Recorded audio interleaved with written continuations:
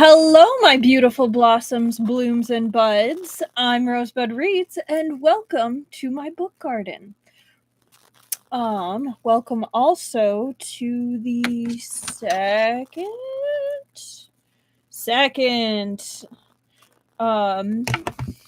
part of Peerless, book 2. Sorry I'm a little late. I got caught up in some cosplay stuff and ended up getting some glue everywhere and needed to clean it up. So that was interesting. But I'm here now and I am ready to read this. I am very excited about where this is going to go with how audaciously we ended it last time. Hang on. But anyway. Ugh, all right. Hello, Annika. Welcome. How are you doing this absolutely gorgeous Thursday? It is finally nice. ... I don't know how long it's going to stay nice weather-wise, but I'll take it while I get it.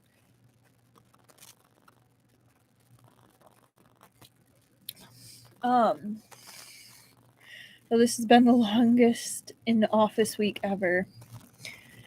Yeah, it's been a long week too. But tomorrow is Friday, so that's something, right? Okay. So this is a mature stream, so if you are not of the correct age bracket, a little curious how you found me. But yeah. I am not sponsored, though if Seven Seas ever does sponsor me, you will definitely know it because I will be very excited about it. That did not work in the way I wanted it to. Okay. I added a wreath for spring. So I wanted to kind of show it off a little, but it didn't quite work. Anyway, I do not make anything. I don't own anything. The only thing I own is the physical copy that's sitting in front of me and my time. And sometimes not even that. I'm an adult, I promise. Awesome. No, I thought I should start mentioning that because, like, a lot of what I read is adult. Is this technically 17 plus? Where's the rating? It doesn't mention it, but, like, I feel like with even just, like, the violence, how descriptive some of the violence, especially for this author, can get, requires a mature warning. Hello, Truffle. How you doing tonight? I know I'm doing pretty good. I have figured out some cosplay stuff. I've had some conversations about Don May at cons and then realized the person was in high school and felt awkward. I mean, let's be real. With all the things out in the world, I feel like people in high school have probably seen this, read this. The rescue I mod for lost 2 long-term and a kitten foster I follow lost a kitten. That's a rough week. I'm so sorry, Truffle. That's hard. I mean, I hope you have something this weekend that'll kind of be a pick-me-up. Just because sounds like you need it. Yeah.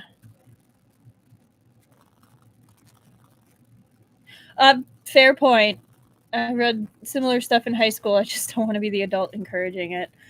Yeah, it's kind of like when I see kids cosplaying Has Been Hotel, and I'm like, or like when they talk about it, and I'm like, I had a kid that was 5th grade that used to talk about Danganronpa and loved Danganronpa, and I was like,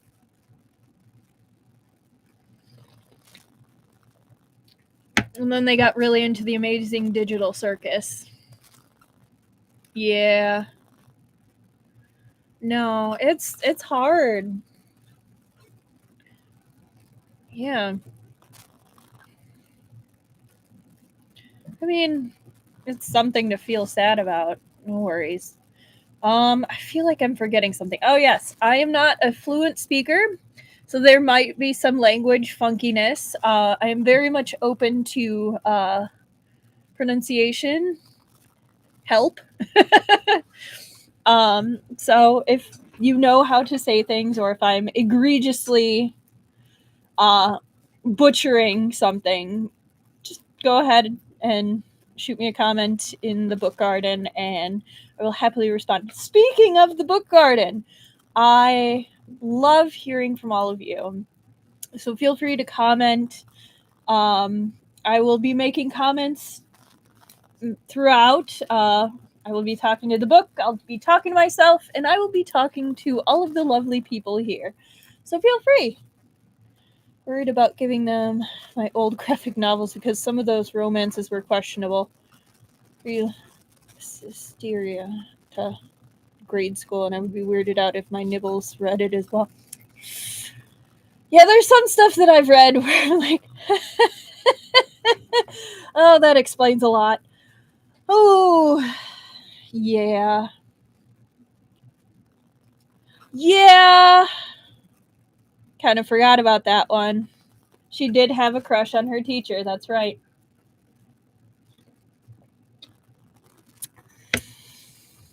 Yep.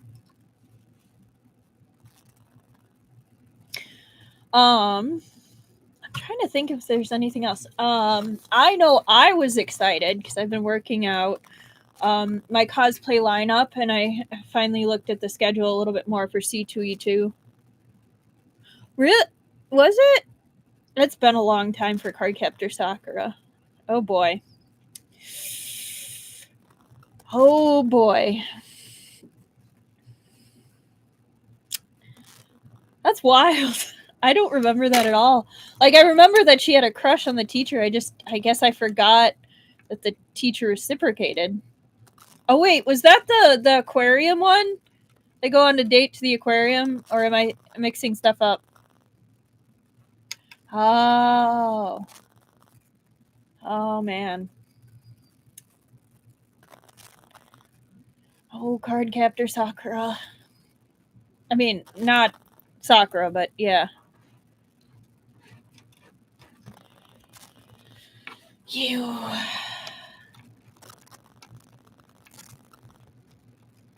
That's what I remember.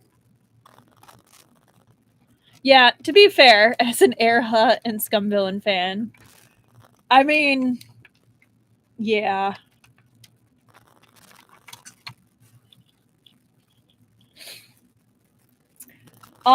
I accidentally recommended some stuff to my nephew, and I forgot about some of the stuff in anime, and apparently one of them I recommended was an Ichi anime. Like, not hardcore Ichi, but I was like, oh, I forgot that this had fan service. Ooh. Oh. Yeah, and then, well, that brother is very super strict about what they watch anyway. So I got told you're not allowed to recommend them anymore. So, oops. I mean, he was in high school. So, like, it wasn't bad, but I was like, oh, shit. Yeah. Not my finest moment, but not my worst either. I cool-anted too close to the sun. For that one, yeah. Yeah, I did. Yeah. Accidentally bought a copy of Fudabakun Change at 11 or 12. Not quite 18 plus, but dang close. Yeah. Boy. Yeah.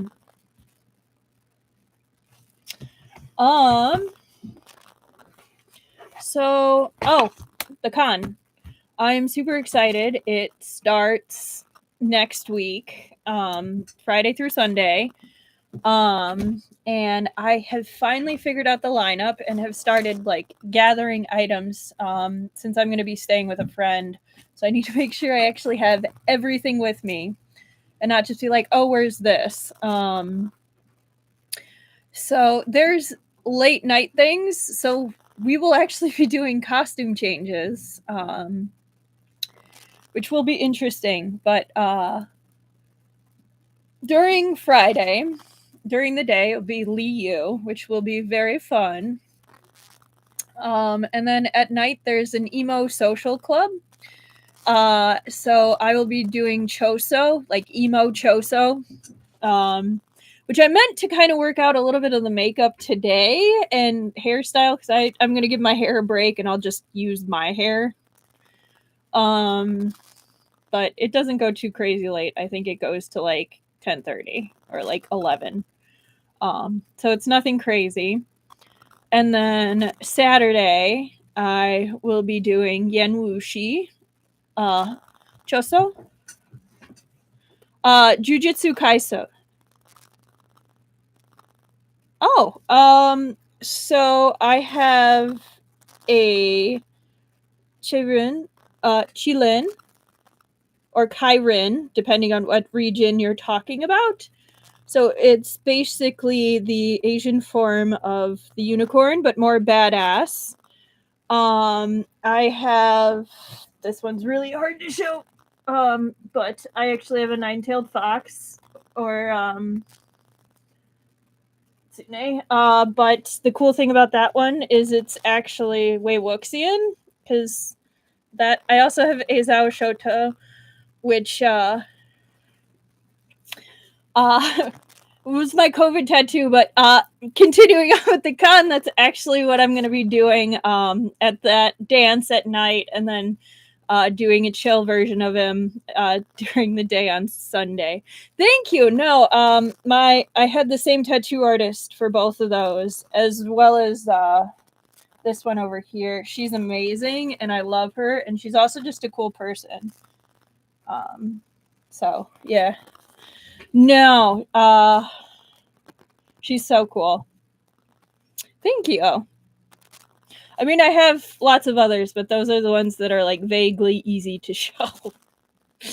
But yeah, so it'll probably be like kind of goth version Aizawa for the like dance / rave on Saturday, and then Sunday I'm either going to be wearing like a simple jumpsuit or else I'm going to be wearing a dress with pearls and Aizawa, and I actually tried out some makeup for that one, and I can't lie, I kind of am digging it. I kind of pull it off. I think I might just do goth makeup for that one, but like, let's be real. I pull off a beard surprisingly better than I expected I would. I don't know if I'll keep the yellow eyeshadow. I might just do like black eyeshadow. It seems appropriate. Thought about doing pink eyeshadow. It felt very appropriate. But yeah. Thank you. It's gonna be a fun time no matter what. I'm gonna just take it easy on Sunday. But I am super excited. There's a Danmei meetup Saturday, and that'll be the first time I debut Yanwushi. So that is going to be so much fun. That was actually the cosplay I was fixing up. I got some super fancy embroidery with loops, and I had to attach them to the thin kimono I had. So that required time, effort, and glue, and then it got stuck to my shoulders. So That required some extra scrubbing. Yeah, I'll definitely share some photos. It's going to be really cool. I need to figure out the hair for Choso. I've seen some tutorials, but my hair is a little longer than theirs was. So we'll see how it works out. I'll have my friend there to help, so it should be just fine, but we'll see.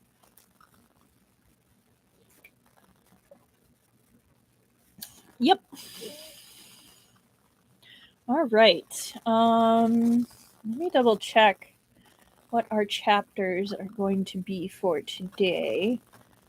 46 to 51. 46, 47, 48, 49, 50, 51. Okay.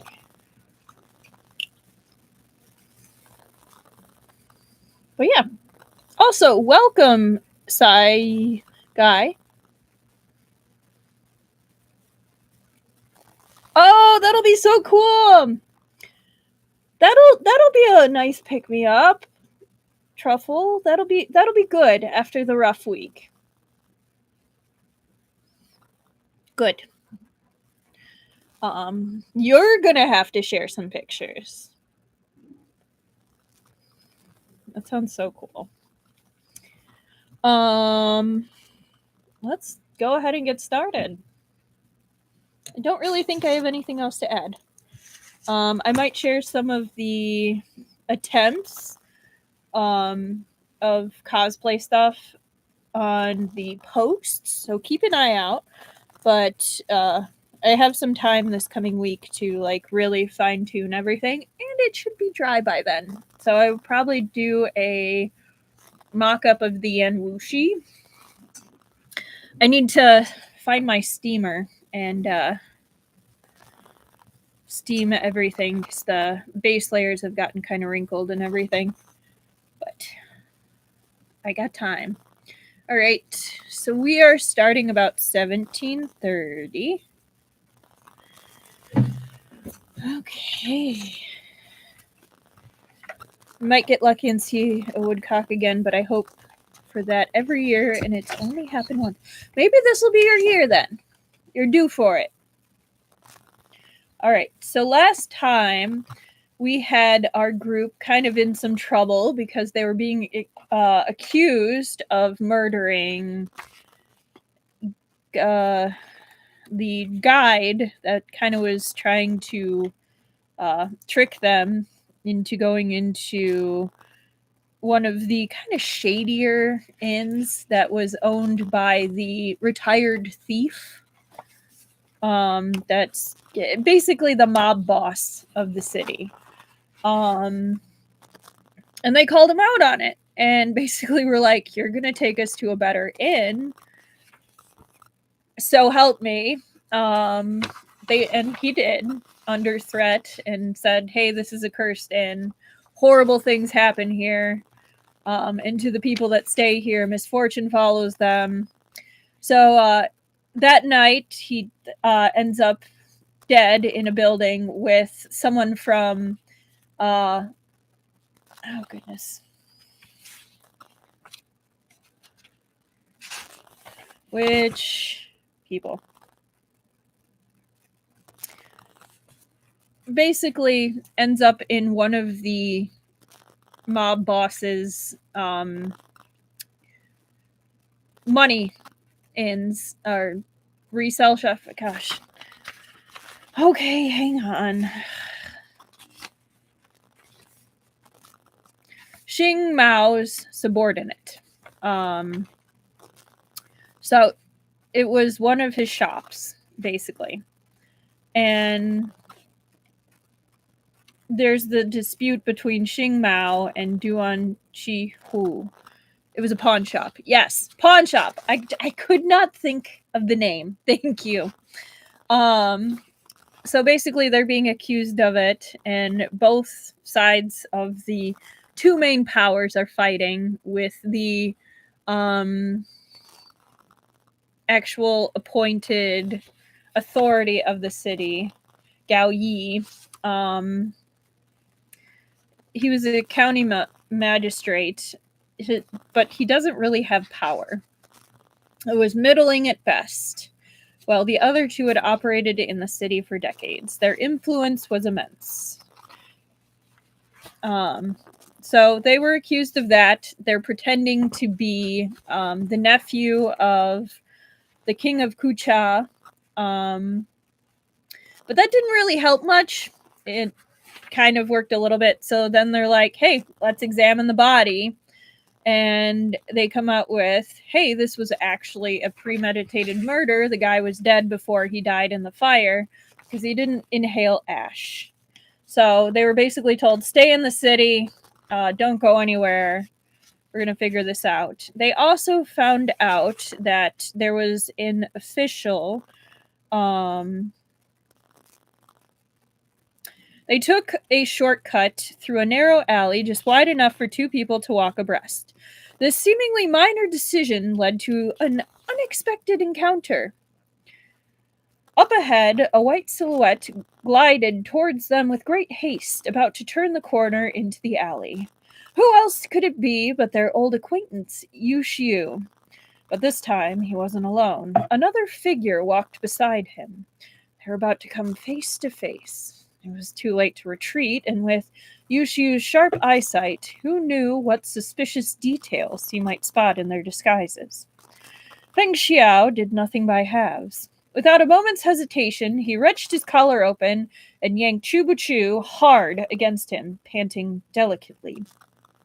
Don't be so impatient, my lord. We're in broad daylight. Your wife will be too embarrassed to look at anyone in the eye after this. Chubuchu was rendered utterly speechless. So, as you can tell, as a distraction, Feng Xiao did not even hesitate to pretend like they are having a dalliance in an alleyway to distract from the fact, to distract from their appearance, to kind of make people not look as closely at them. But I love that that is the first decision that he made instantly. Oh, I'm glad, and thank you, Truffle.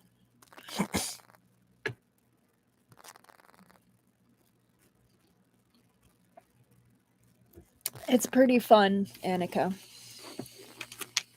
Feng Xiao making sure to ruin Chubuchu's reputation at least once a day. That he is. Alright, chapter 46. If Chubuchu had reacted a little too slowly, or worse, not reacted at all, Yu Xiu would surely have seen something wrong with this picture. But the chief of the Shuuyui Bureau was the chief for a reason.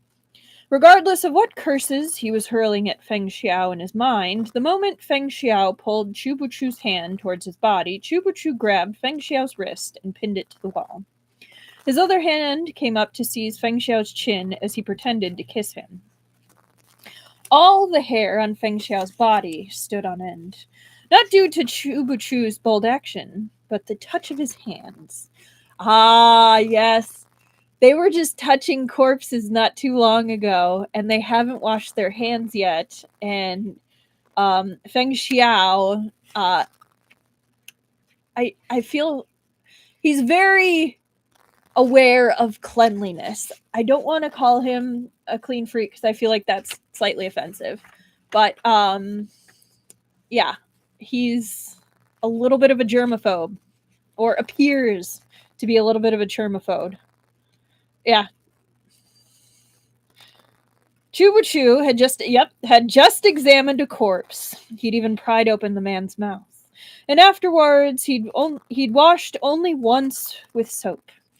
He felt as if those corpses were intimately caressing him through Chubuchu's hand, and discomfort exploded through him.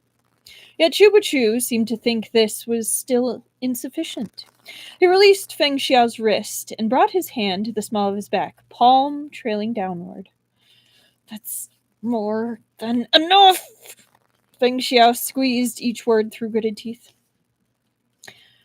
You didn't seem to think it was enough last time you tried to screw me over. Chubuchu said with a smile. To be fair, yeah. Well, I wouldn't want someone touching me after they'd touched a corpse either, which, I mean, same, truffle. Like, a burned corpse. No, no, thank you. Big Xiao mouthed soundlessly. You Shu is a clever man. If anything is off, he'll notice. Hey, he washed his hands once. Yeah. That's why you must bear it, said Chubuchu. Don't give yourself away now. They were pressed skin to skin, breasts mingling and noses brushing. To Yushiu, it appeared he'd stumbled over an indecent, thrill-seeking couple chasing pleasure in broad daylight. These deviants had no concept of propriety, neck and neck, as they murmured into each other's ears. It was rare to see such a dissolute woman in the capital. Were people really so open in these border towns? Yushu frowned slightly at their entwined figures. Disgust flashed over his face, and he paused in his step. He turned from the alley and left without a backwards glance. Feng Xiao and Chubuchu quickly made to retreat. Chubuchu released Feng Xiao and took a couple of steps back. Feng Xiao raised his eyebrows. Chubuchu shrugged. To avoid being shoved first. Remember, Deputy Chief Feng, I'm a scholar without any strength even to trust a chicken. I can't handle you flinging me into the wall the way you did before. Enough, snapped Feng Xiao. Let's follow them quickly. It was the middle of the day, and there were quite a few people about. But strangely, after Yushu and his companion left the mouth of the alley, they deliberately turned onto the road that was most crowded. Feng Xiao grabbed Chubuchu around the waist as they walked. To Chubuchu, it felt as if there was a breeze beneath his feet, like he was gliding forward effortlessly. Though their pace was brisk through the crowd, they never bumped into anyone. In the distance, they saw Yushu and his companion sit down at a roadside noodle stall. People milled about them, and they had no cover. But sitting in the open like this also made it easy for them to notice any suspicious characters approaching, and was more convenient for conversations. We shouldn't get any closer, Feng Xiao said. He looked for a tea house, and they entered and took a seat.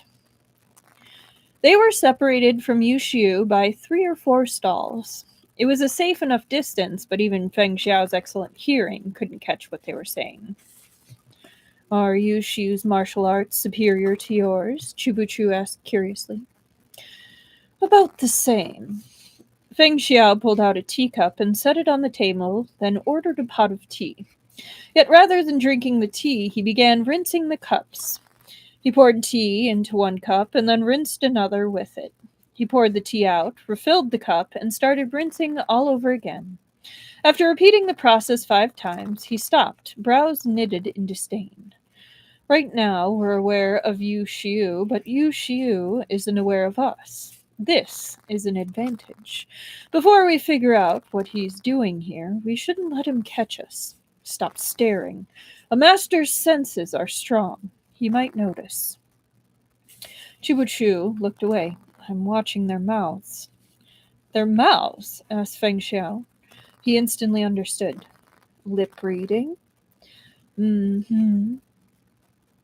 Feng Xiao would never admit Chubuchu had managed to surprise him yet again.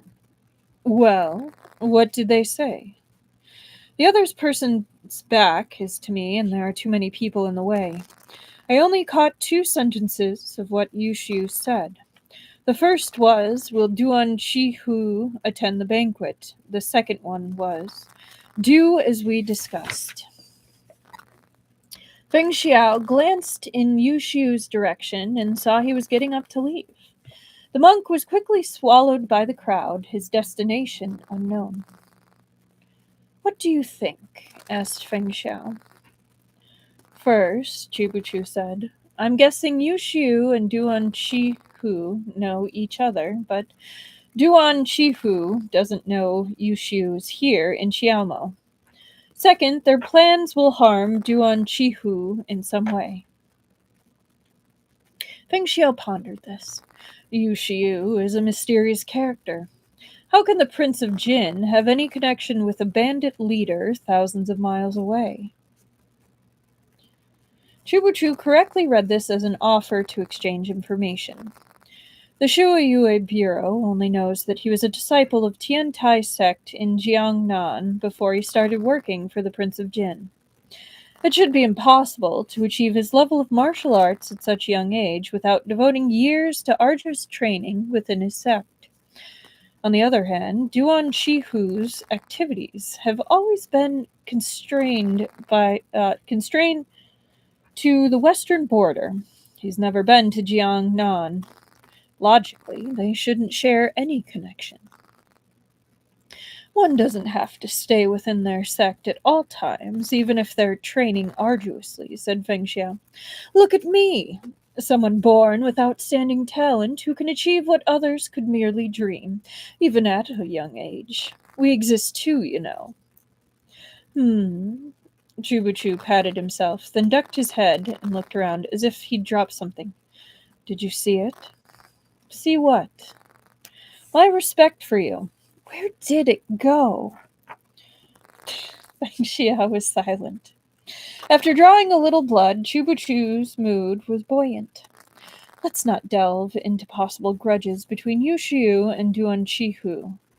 Duan Shihu is surrounded by martial experts, and he himself is by all accounts a first-class master. It's a pretty good line, I agree, Annika. Never mind sending an accomplice. Even if Yushiu went himself, he might not fell Duan Shihu in a single blow. So how is Yushiu's ally supposed to get close to him? Feng Xiao stroked his chin. Poison? Honey trap? No, that can't be right. If it was that easy, Duan Shihu would be dead a few times over by now. There must be many who despise him. If Yushiu isn't going personally, he needs a suitable opportunity, a time when Duan Shihu's guard is lowered, or when he has no choice but to lower it. He looked up at Chubuchu in realization. The two of them stared at each other before exclaiming in unison, "The birthday banquet!" At that moment, the man who'd been sitting with Yushiu stood. He paid the bill, then left in the opposite direction as the monk. There was no time to discuss. Chubuchu and Feng Xiao threw down their money and sprang up to tail him. How are your martial arts? Just as before, Feng Xiao half carried Chubuchu as they sped through the city. Chubuchu noticed that Feng Xiao kept noticeably closer to this mark than this time, less cautious than he'd been with Yushiu. Not bad, but not good enough to discover me, Feng Xiao said. The other man walked slowly. He seemed to be in no hurry. As they watched, he stopped along the road and purchased 2 savory pastries and a long skewer of snacks before continuing on his way. My kind of person. They soon realized the man's destination was an ordinary one. All around were the houses and courtyards of ordinary citizens. He turned to enter a yard with 2 children playing in the gate. On seeing him, they ran to welcome him with calls of "Daddy!" He handed out the snacks, then scooped a child into each arm, talking and laughing with them as he carried them inside.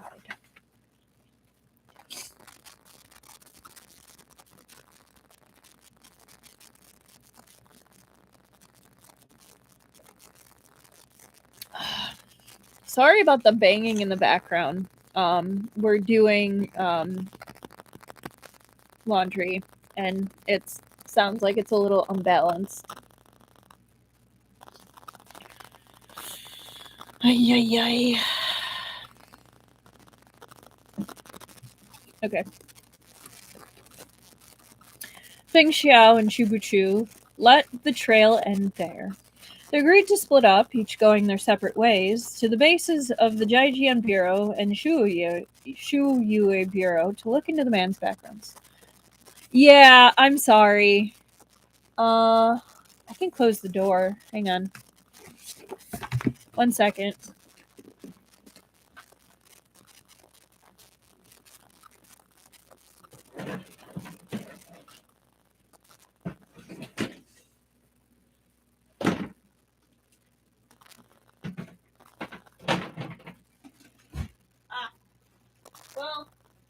That's better. It muffles it a little bit, I think.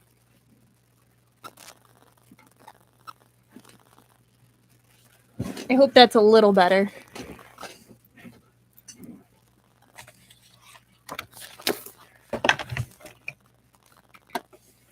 Okay. That's good. All right. Feng Xiao and Chu Bushu let the trail end there. They agreed to split up, each going their separate ways to the bases of the Jijian and Shuyue bureaus to look into the man's background. Each going their separate ways to the bases of the Jijian and Shuyue bureaus to look into the man's background. Chubuchu's men had lived in Xiaomo 5 or 6 years and knew the city like the back of their hands. They could recite the history of anyone of even minor fame by heart. He merely needed to point them in the right direction, and a report would quickly follow. My lord, the master of that house, is a man named Peng Xiang. He is Xing Mao's third steward. Chubuchu's face was impassive as he listened. Xing Mao seems to have quite a lot of stewards. It's just as you say, the Shuyue agent agreed. Xing Mao's family is powerful. The clan has considerable wealth and is successful in business. In addition to his family members, he has 3 stewards who help manage clan affairs. It's said the head steward is Xing Mao's closest confidant and a man of no little influence himself. Ordinary folk rarely glimpse him. The second steward manages Xing Mao's external affairs, while the third steward is responsible for more trivial matters of the household. Upon hearing the last words, Chubuchu started as if he'd realized the answer to some of his questions. I heard Xing Mao's mother is celebrating her birthday in a few days. Then this third steward must be responsible for the banquet? If nothing's changed, that should be correct. Now this will be a sight to see, Chubuchu thought. He bid the man farewell and hurried back to the inn. Feng Xiao had returned a step ahead of him. When Chubuchu arrived, he was relaxing in their room, drinking tea and eating snacks. The moment he heard the creak of the door, he smiled. Looks like you found something. What are you so happy about? Chubuchu asked, suspicious. Do you have a grudge against Duan Hu? Are you so thrilled he's going to die? I have no grudge against Duan Hu, but it's true someone wants him dead. No, I'm happy because someone has kindly handed me a pillow right as I was about to doze off. He produced an invitation and pushed it across the table towards Chubuchu. Chubuchu picked it up. His brows shot up in surprise. You tell me, said Feng Xiao gleefully. Should I not be happy? Chubuchu nodded. It is indeed convenient timing. His fake identity as nephew of the king of Kucha had been revealed mere hours ago, yet a banquet invitation for Xing Mao's mother's 60th birthday had already arrived. Xing Mao was quick on the draw and a skilled diplomat to boot. Small wonder he'd dominated Xiaomo for so many years. That is working fast. Feng Xiao had clearly also discovered the identity of Yushu's accomplice. Xing Mao's third steward is colluding with a counselor of the Prince of Jin, a disciple of the Tiantai sect. How Prince of Jin, a disciple of the Tiantai sect? How fascinating. I was wondering how to get my hands on an invitation, but it seems the king of Kucha's influence is not to be underestimated. My wife just lost our child, and her body took a severe toll. She should be lying in bed, recuperating. Look how the autopsy frayed your nerves. You needn't attend the banquet. I'll take Qiao Xian. For my lord's sake, Ah Feng would walk through fire and flood. A lost child is a trifle. Who knows when you may encounter at the banquet? How can I be at ease if I'm not by your side? In other words, don't even think about hoarding all the credit for yourself. Chubuchu smiled. You're a married woman. If you can't learn how to be an obedient wife, I'll have to set you aside. Even if I haven't given you a child yet, my lord's flesh and blood has lain within my belly. Is your lordship so callous? That is quite a line. On the surface, they were talking nonsense, but Chubuchu truly didn't want Feng Xiao to attend the banquet. Feng Xiao, however, insisted, and if Chubuchu obstructed him, he'd undoubtedly find a way to spoil Chubuchu's plans. At the same time, Qiao Xian was on her way over to perform her routine check of Chubuchu's pulse. She had just reached the door when she heard Chubuchu's voice inside. The only thing you're good for is producing children. Don't think so highly of yourself. Qiao Xian stopped short. She stood in the doorway wearing a bewildered expression, wondering just what she'd missed.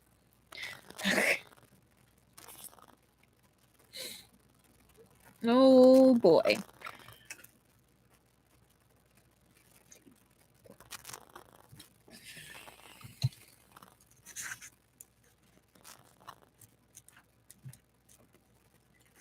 All right, 4115. Chapter 47. Several days passed in a flash.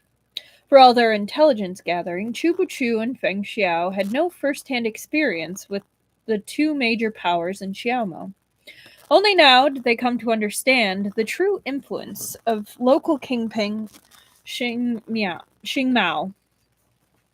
Since the day they received the invitation, decorations had begun to fill the city. In the space of a few days, the streets of Qiaomo were festooned with red lanterns and silk ribbons. Qiaomo wasn't large, but such lavish festivities were something only the wealthiest of families could bear. Powerful as a clan and successful in business, this wasn't sufficient to describe Xing Mao's influence. He was a descendant of the king of Shanshan himself. When their homeland was invaded, the king fled to Qiaomo with the contents of the royal treasury and more than 4,000 surviving households. That's a lot of households. 3 generations later, Xing Mao's operations touched every corner of the city. It was said his businesses had branches as close as Liugong City and as far away as the capitals of Great Su and southern Chen. I mean, with 4,000 surviving households, like, not people, households. So, I mean, that's at least 4,000, most likely 8,000 plus. The greater one's wealth, the more one needed to guard it. When Xing Mao was 5 years old, the king of Shanshan had invited many martial arts masters to teach his grandson. Unfortunately, Xing Mao was a mediocre student. Even now, his skills were third class at best. But he didn't lack for bodyguards. Whenever he went out, it was with a mighty procession, ostentatious as any parade. When Feng Xiao and Chubuchu arrived at the gates of the Xing residence, they were met with an awful din. The streets jostled with the carriages of guests. Guards stood in neat ranks not only before the entrance, but around the entire manor. As they approached the gates, Feng Xiao and Chubuchu spied the third steward, flanked by 2 guards as he welcomed guests. Chubuchu smiled. A sight not at all inferior to the Crown Prince and the Prince of Jin's royal tours. This is what happens when the Emperor's influence is distant. Xing Mao no longer has a kingdom of Shanshan, but he still fancies himself ruler of these lands. Feng Xiao brought a thoughtful finger to his chin. They say his subordinates and family call him king in his presence. Ooh, that's a problem. Carriages were parked all around them, many exquisitely appointed. They alone had come from the inn on foot, without any carriage or accompanying attendants. Most of the guests were prominent figures in the city or members of Jianghu with connections to Xing Mao. In comparison, Chubuchu and Feng Xiao appeared downright shabby. They even had to carry their gift themselves. Xing Mao had invited the nephew of the king of Kucha, so Chubuchu had to attend. If Jin Lian were also to attend, the only suitable disguise for her was a maid, but a single maid accompanying the king's nephew would also be conspicuous. Chubuchu had ordered Qiao Xian to stay behind and protect her lest Fo heir threatened them once again. But as a consequence, he and Feng Xiao looked all the more drab beside the other guests with their throngs of servants and guards. They ignored the curious gazes that followed them on all sides at this moment. Their thick skins came in handy. As they took their places behind the other guests, completely at ease and without the slightest hint of embarrassment, the pair took the opportunity to observe the crowd with great interest. Every guest had brought gifts, both large and small. Someone eager to flaunt their wealth had even brought a jade tree as tall as a man, hung with gold and silver. That's cool. That's really cool. Like, I don't know where they found enough jade for that, but that's kind of awesome. It drew countless exclamations of wonder. In contrast, Chupuchu only carried a box the length of his arm. The third steward was accustomed to seeing all sorts of precious gifts. When he saw the simple box, more like a complimentary gift a shop might offer when purchasing candied fruits, rather than a lavish birthday present, he was momentarily stunned. Oh, that's really cool. He looked at this guest's invitation again. Kucha produced large quantities of iron. It was rich in resources and far from destitute as a nation. Yet Chubuchu and Feng Xiao's attire, while not cheap, was still a far cry from the luxurious fabrics one would expect. The steward knew better than to comment, but the servant beside him couldn't curb his look of contempt as he received the box. What cheek! Chubuchu was displeased. How dare you turn your nose up at our gift? The attendant holding the box stared at him baffled. Chubuchu's tone was haughty. Ah, Feng, open the box and show them our gift. In full view of the crowd, Feng Xiao, in a rare moment of obedience, took the box from the attendant. After untying the silk ribbon, he pulled out a plain-looking dagger. Watch, said Feng Xiao. He drew the dagger from its sheath. Its blade was glazed a dense frosty white, as if encased in ice and snow. The crowd watched as Feng Xiao lifted his hand and gave it a light flick.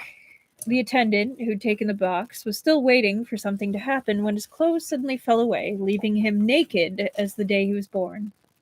A woman's scream finally brought the attendant to his senses. Mortified, he turned beet red and dashed away to clothe himself. Chubuchu barked out a mocking laugh, then said loftily, Duke Xing has seen all manner of treasures. What do you take us for? How could we bring some common gift? We would be no different from peasants or nobodies.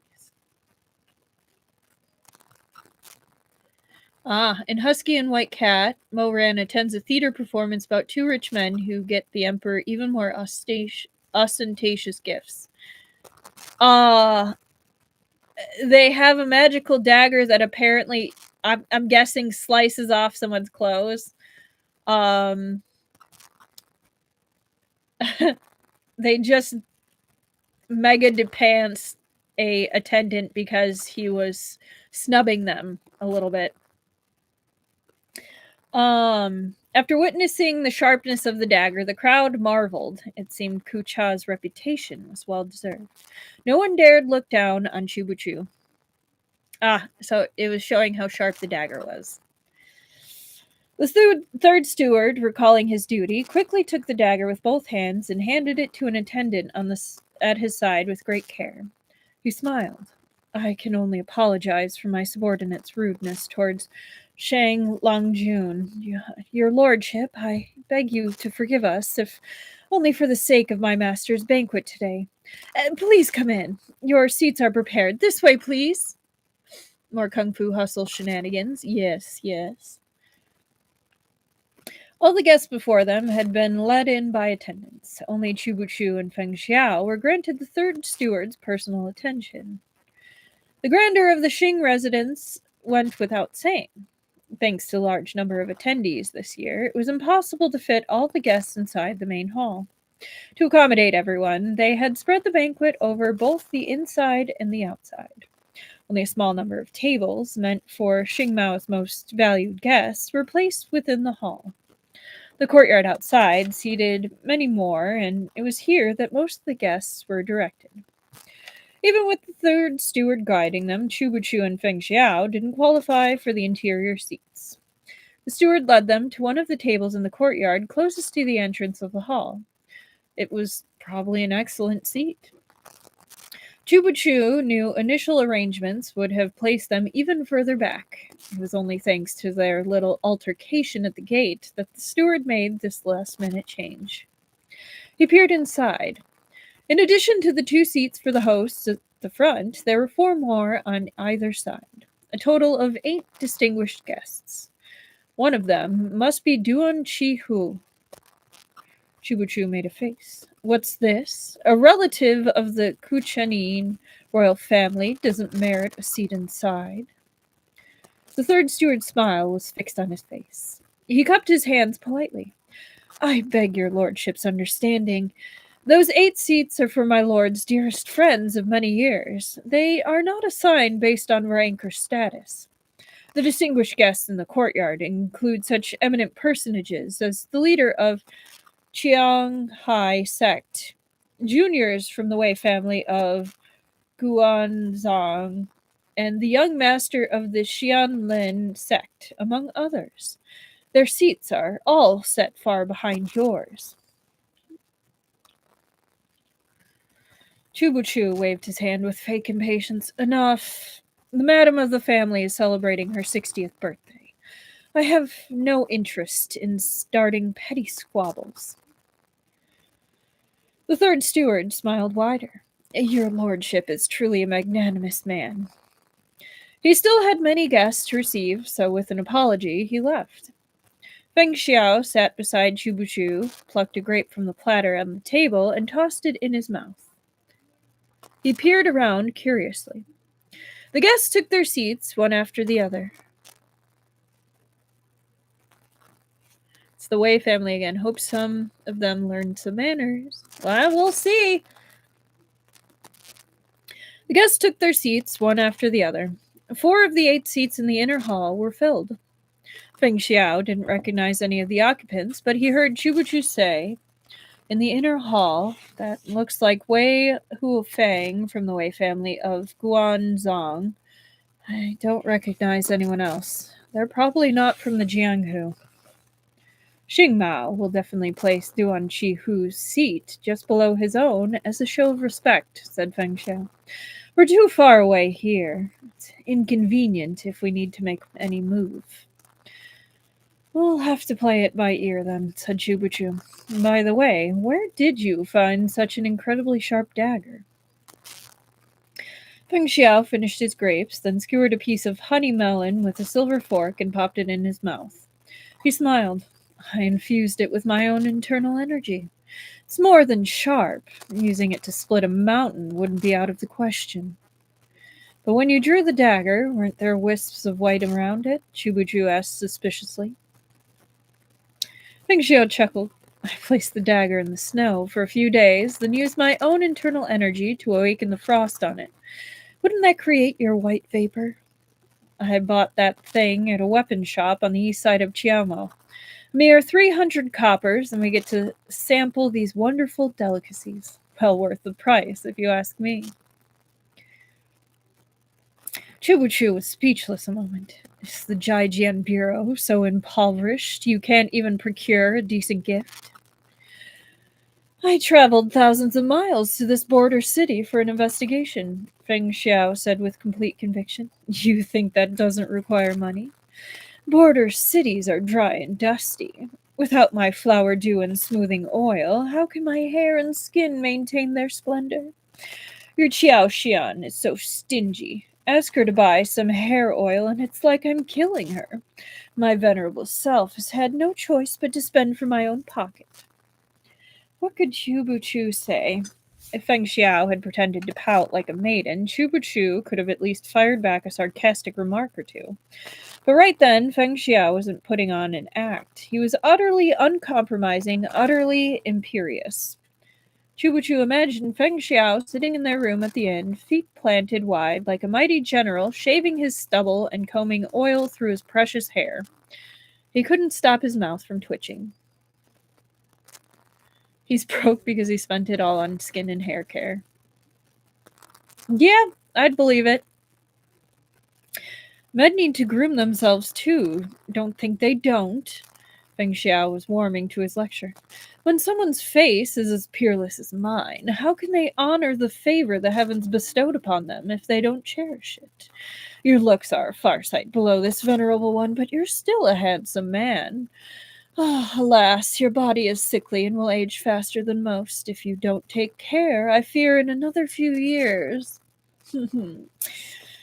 Chubuchu knew nothing good would follow, but he couldn't stop himself from asking, in another few years, what? I'll really be able to call you Daddy. Chubuchu stared at the platter of fruit for a good while. He was afraid he'd really lose it this time and grind Feng Xiao's face into the grapes. A voice interrupted his dangerous thoughts. Pardon the intrusion. My name is Chen Ji. Would the lady and gentleman be so kind as to share their esteemed names? Chubuchu raised his head.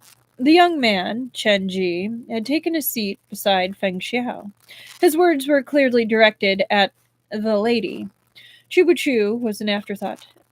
Ji? What Ji? The punchable smirk Feng Xiao had worn while bickering with Chubuchu had vanished, replaced with a shy smile. His gaze flitted shyly over Chen Ji, and he gracefully batted his long lashes. Oh, Feng Xiao, this is how you get stabbed by chopsticks. Yes. Such tactics had no effect on Chubuchu, but they clearly worked on men who didn't know Feng Xiao.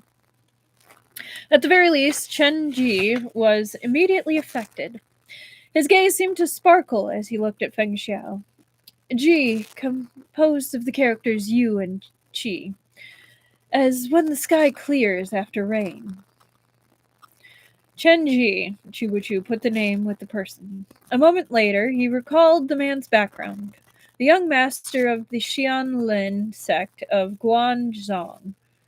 The Xianlin sect wasn't classed among such great sects as Xuandu Mountain or the Tiantai sect, but it was still a name of some repute within the Jianghu. Hey, name drop! Chen Ji's skills were average, and he was known to have an arrogant and willful personality. He was not unlike Lin Yang, the young master of Yandang Mountain Estate. Perhaps all wealthy children who'd been pampered from birth and never experienced any setbacks were similar. Though Chen Ji's martial arts were nothing extraordinary, his father was the leader of the Xianlin sect. Thus, the Xing family had placed him in the seat next to Chubuchu. A sensible choice. Another glance at the inner hall revealed that the host and guests had all arrived. Duan Qi Hu and Gao Yi sat just below Xing Mao,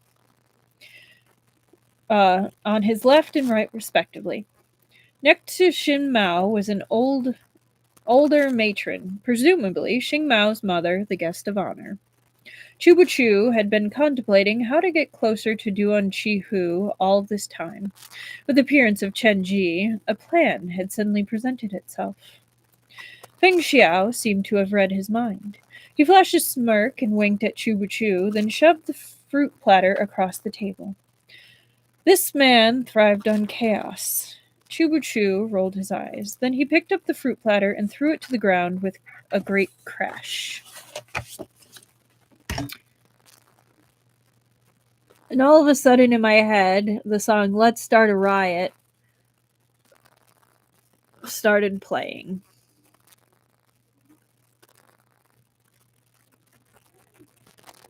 He does make a pretty lady.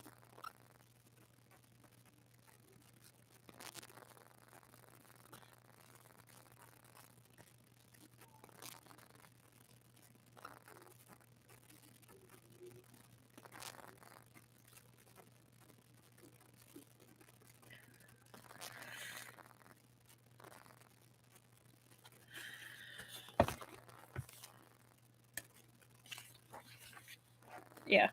Instantly, the platter shattered to pieces, fruit rolling across the floor in all directions. Who could ignore such a commotion? The banquet was dead silent as everyone looked over, Xing Mao's group included. Chubuchu's looking mighty fine there. I mean, yeah, he's looking pretty good too. Chubuchu looks really done though. Yeah. Just a second. I need to shift the laundry. That's the end of that chapter, but be right back.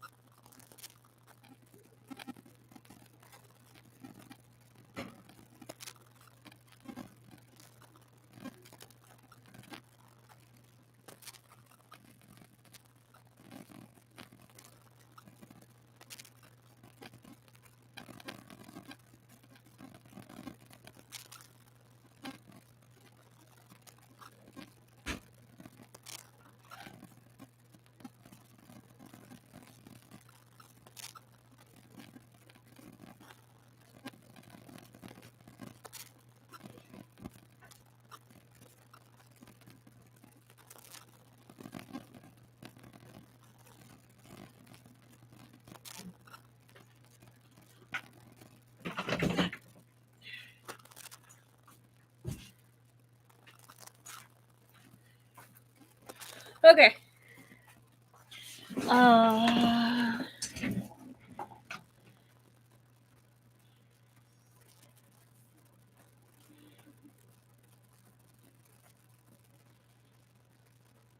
Sorry, I'm just gonna text my dad that I switched it.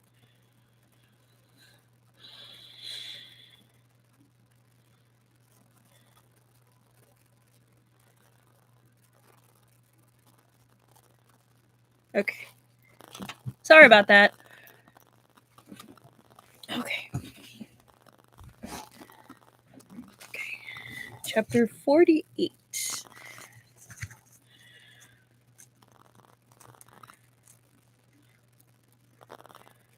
No, 45.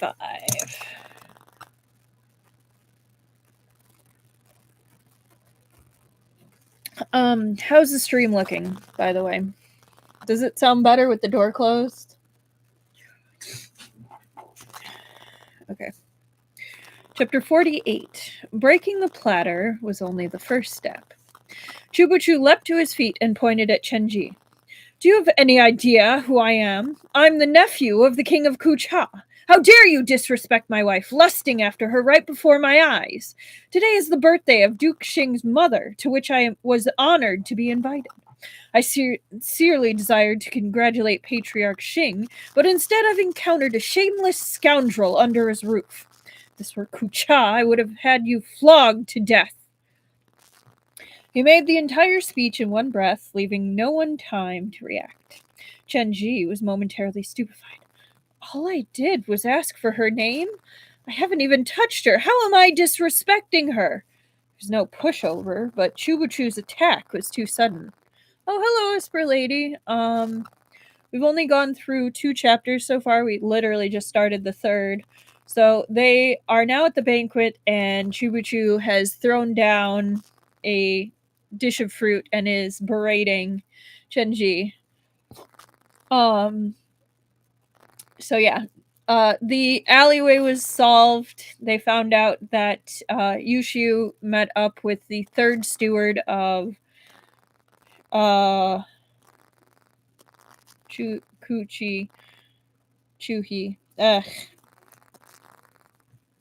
Xingmao. 3rd steward of Xingmao. Yes. So you arrived just in time for shenanigans. How you doing, by the way? Okay. Their host, however, wasn't about to let them disrupt his banquet. At a pointed glance from Xingmao, the head steward hurried forward to smooth things over. You're both my lord's guests today. There's no need to fight. Please think of my lord's reputation. My uncle often said that Duke Xing lives in Xiaomo and that he is one of the most formidable men of his generation. Chubuchu sneered. To think even my uncle could so misjudge someone. I represent the king of Kucha, yet I'm not even seated in the hall, forced instead to endure the blazing sun. Who would attend a banquet like this? Farewell! The head steward held up a placating hand and smiled. My lord misunderstands, he said. These arrangements were made by us lowly servants. The inner hall is too narrow and space is limited. There isn't enough room. Chubuchu cast him a sidelong glance. Isn't that just an excuse to snub people, he said disdainfully. Why not knock down the wall and merge everything into one? As if it was that easy? Could the house even be a house anymore? When Chubuchu was trying to enrage someone, his manner grew so acrimonious as to be unbearable. The head steward felt an irresistible impulse to pound his face in. But he couldn't lose his temper now. He had to keep smiling. The Lord is right to criticize the arrangement.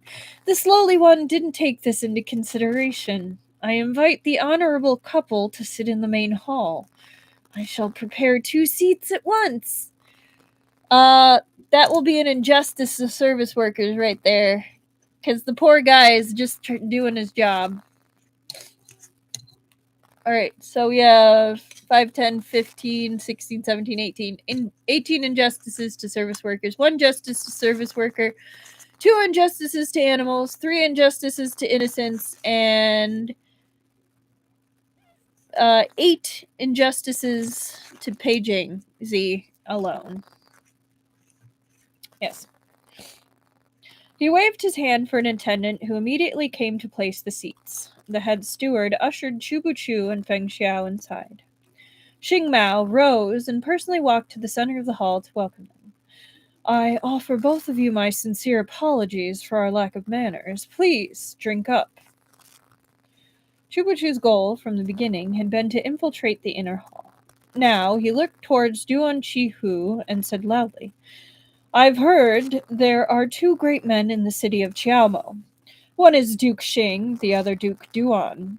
Since I was fortunate enough to come here, I cannot miss the opportunity to sit closer to Duke Duan. You needn't trouble yourself with changing the arrangements. Just place my seat and my wife's behind Duke Duan. Duan Chihu laughed heartily. To think Shang Langjun regards me so highly. There's plenty of space beside me. Why not sit together? Chubuchu was overjoyed. I'd only be too glad. Usually, each guest had their own seat and table. Sharing a table was a display of closeness. Chubuchu showed no courtesy whatsoever. He tossed aside the head steward and strode over to sit beside Duan Chi Hu. Upon seeing that Xing Mao had no objection, the head steward could do nothing but curse silently as he set up another table for Feng Xiao next to Chu Buchu. In one stroke, not only had Chu Buchu and Feng Xiao secured a seat close to Duan Chi Hu, they were but a few steps from Xing Mao. All that was left was the unfortunate Chen Ji, who'd suffered Chu Buchu's wrath for no reason. By the time he'd come to his senses, Chu Buchu had attached himself to Duan Chi Hu. No matter how much he wanted to flip the table in rage, it was too late. He could only glare angrily at Chu Buchu's back. The head steward, still wary of these guests creating a scene, went over to console Chen Ji. Whatever he said, Chen Ji's anger was quickly replaced with joy. He paid Chu Buchu no further heed and gladly took his seat. I'm kind of curious what the steward said that got him to calm down, because usually people who are in that position, especially in the sect, like, they even mentioned he was spoiled. Like, I'm surprised he didn't cause more chaos. Okay.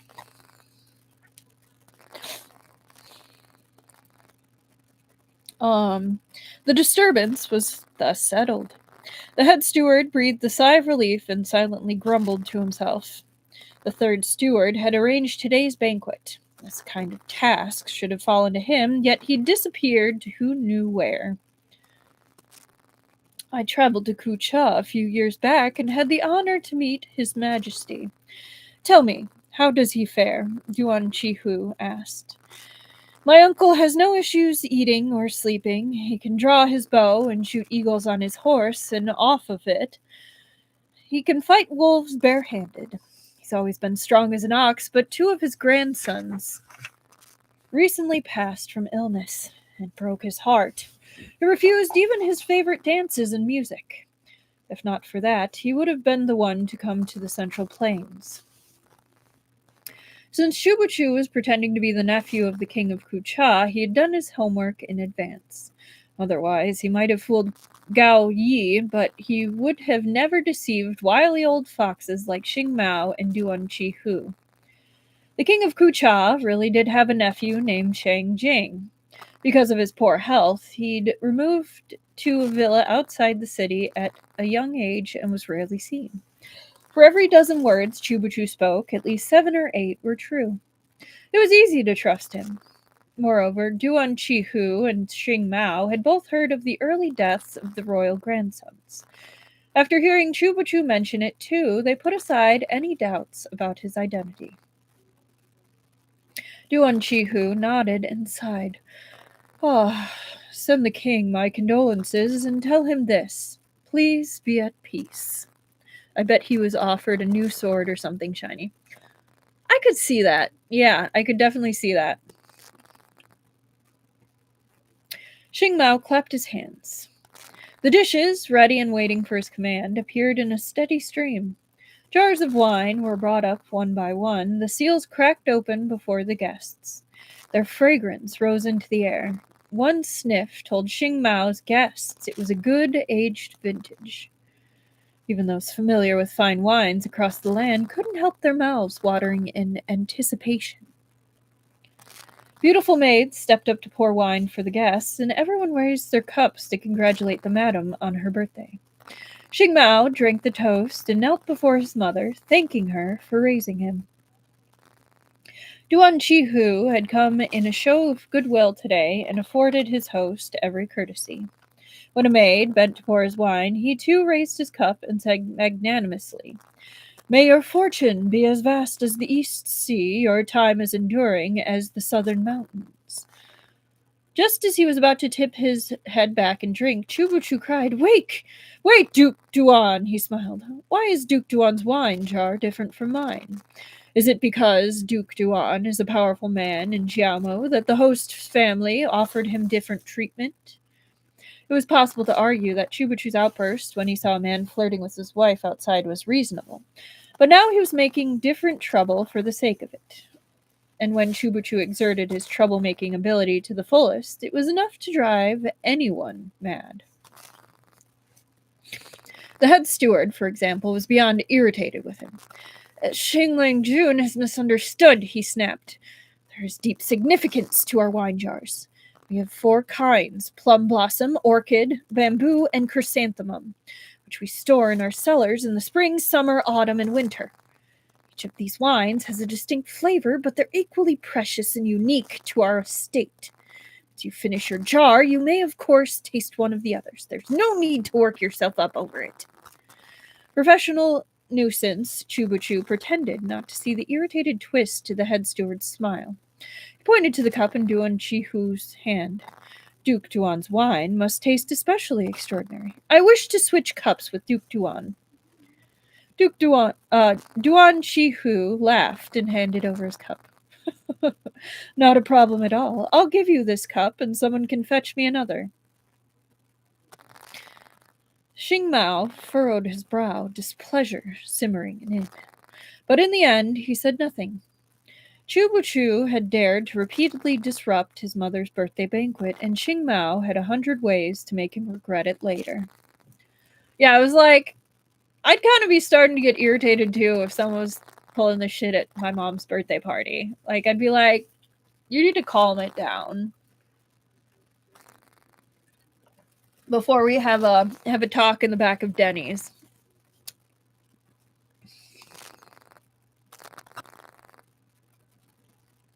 But when Chubuchu received Duan Chihu's cup, he didn't simply accept it.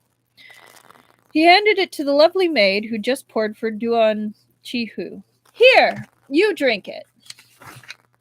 The maid froze, then quickly backed up a few steps and cast a pleading glance toward the steward, who had endured just about enough of this menace.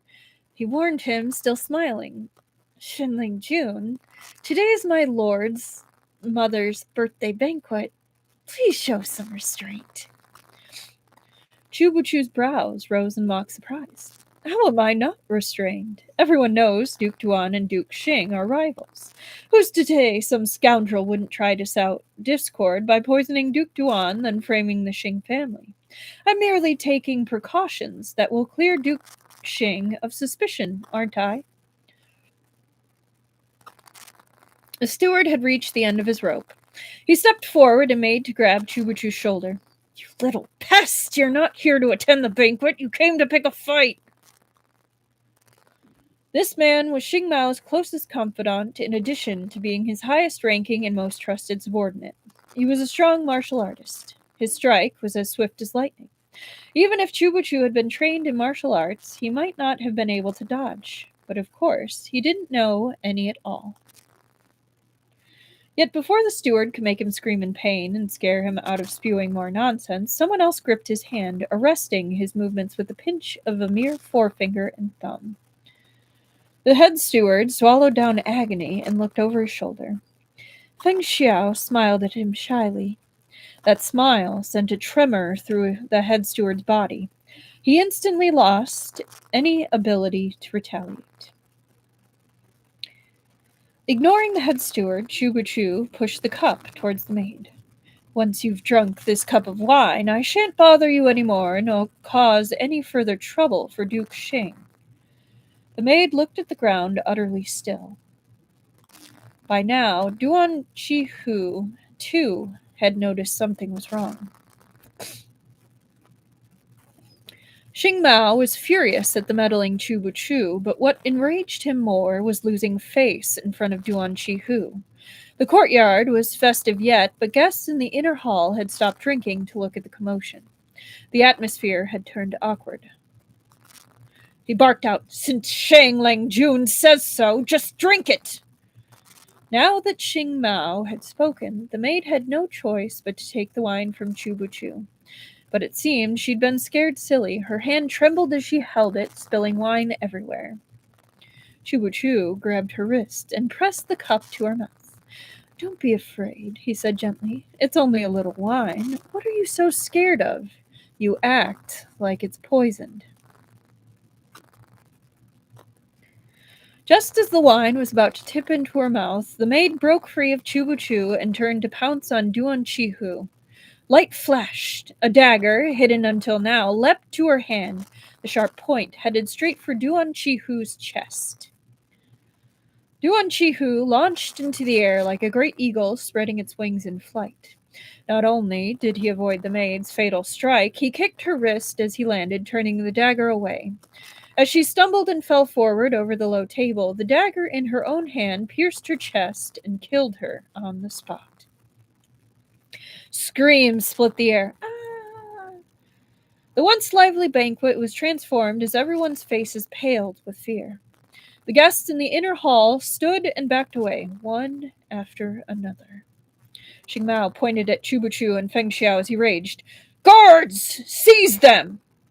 Chubuchu sneered. "What good is capturing me? Yesterday I saw your third steward on the street conspiring with someone to kill Duan Chi-Hu. Why else would I make trouble at the banquet? It's just as I feared." "Xing Mao," Duan Chi-Hu's face was like a thundercloud. "I came here in good faith, yet you greeted me with a Hong Men banquet." The two guards he'd brought adopted protective stances as though really afraid Xing Mao might attack at any moment. "I knew nothing of this!" Xing Mao was furious. If Duan Chi-Hu died here today, jumping into the Yellow River wouldn't be enough to wash himself clean of blame. Who but Xing Mao would want him dead? But if Xing Mao truly wanted to kill him, even sending a woman to seduce and poison him would be more effective than this crude method. Not to mention, today was his mother's birthday. He was famously filial toward her. How could he kill a man in front of his own mother? I mean, of all the other things, I gotta give him that point. Like, that's, as for as many red flags he has, that is a green flag for me. Today was his mother's birthday, and he was famously filial towards her. How could he kill a man in front of his own mother? Like, true. Like, good on him for that one.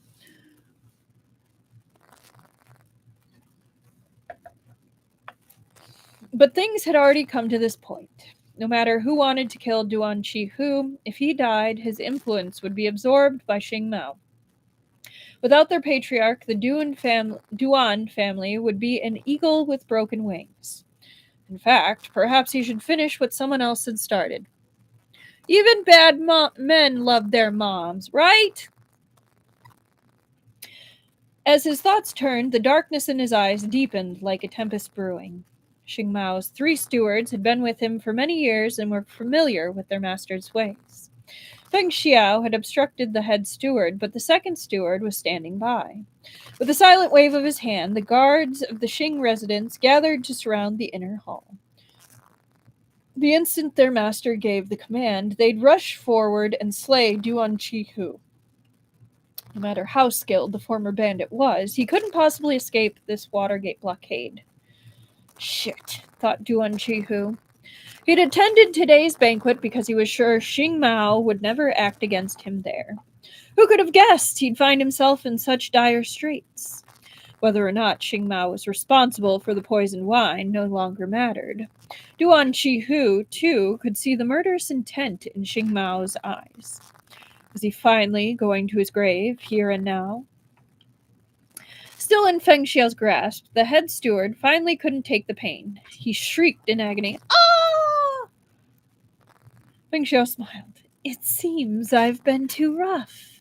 But since you're the one who tried to attack my husband, I'm afraid you'll have to endure it.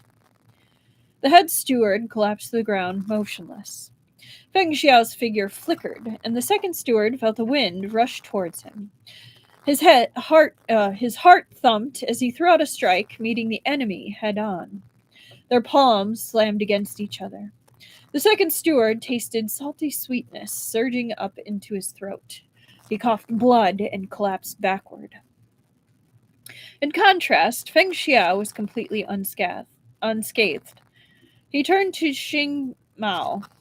You see, even if all your men come at me together, I'll walk out of here without a scratch. Perhaps I'll even bring Duan Chi-Hu with me. When had such an unparalleled martial artist arrived in tiny Qiaomo? The man, who claimed to be the nephew of the king of Kucha, was as weak as a kitten, yet his wife was hiding such incredible abilities. Duan Hu considered himself skilled, but saw immediately that he was outmatched. He knew of Foer, the foremost expert of the Gokturk Khaganate, yet thought even he might not have been able to defeat this woman. Who were these people? Xing Mao was enraged. Who the hell are you? A beauty, naturally. Feng Xiao produced a handkerchief and wiped his hands, then twirled his fingers in a delicate flourish. The handkerchief fluttered through the air and landed precisely atop the steward's head. The man was speechless. All right, I'm going to give him another little tally right there, because, damn, that was smooth, but also his dignity. Poor man's just doing his job. Rather than worrying about us, Chubuchu said indifferently, perhaps you should be more concerned with the traitor in your household. Duan Hu has 2 sons, and his eldest is grown. Should Duan Hu perish here today, that son will inherit everything and avenge his father. The 2 of you will be at open war. Even if you win, it will be a costly victory. Remember the tale of the sandpiper and the clam. Who is the fisherman who will profit from their squabbling and reap them both? This thought had occurred to Duan Hu as well. While he was still suspicious of Xing Mao, he had some reservations. Xing Mao's face flashed through a host of emotions, but when he finally spoke, it was decisive. Bring me Peng Xiang now! If he resists, do whatever you need to get him here. Only make sure he can still speak. The head steward's wrist had been crushed by Feng Xiao, but in the face of the storm tearing through the residence, his injury was nothing. He struggled painfully upright and dashed off to find the 3rd steward. The birthday banquet had become a battlefield. Xing Mao took a deep breath and quashed his frustration. He first ordered an attendant to escort his mother away to rest, then addressed the other guests. This incident has been most unfortunate. Everyone has had a shock. I owe you all my deepest apologies once the culprit is found. For now, please remain seated and enjoy the food and wine. I mean, like, you literally just had someone be like, dude, the wine's poison. Would you really want to still sit there and eat the food and drink the drink of, like, hey, you just tried to poison one of the, like, kingpins of the city. Like, what about my ass? Like, as if anyone was in the mood to eat. All they could do was sit and wait. There was no chance anyone would be allowed to leave the Xing residence before this matter was resolved. Xing Mao was reluctant to believe his own steward had betrayed him, but all signs pointed to the man. The arrangements for the banquet had been entirely in the 3rd steward's hands. He couldn't escape responsibility.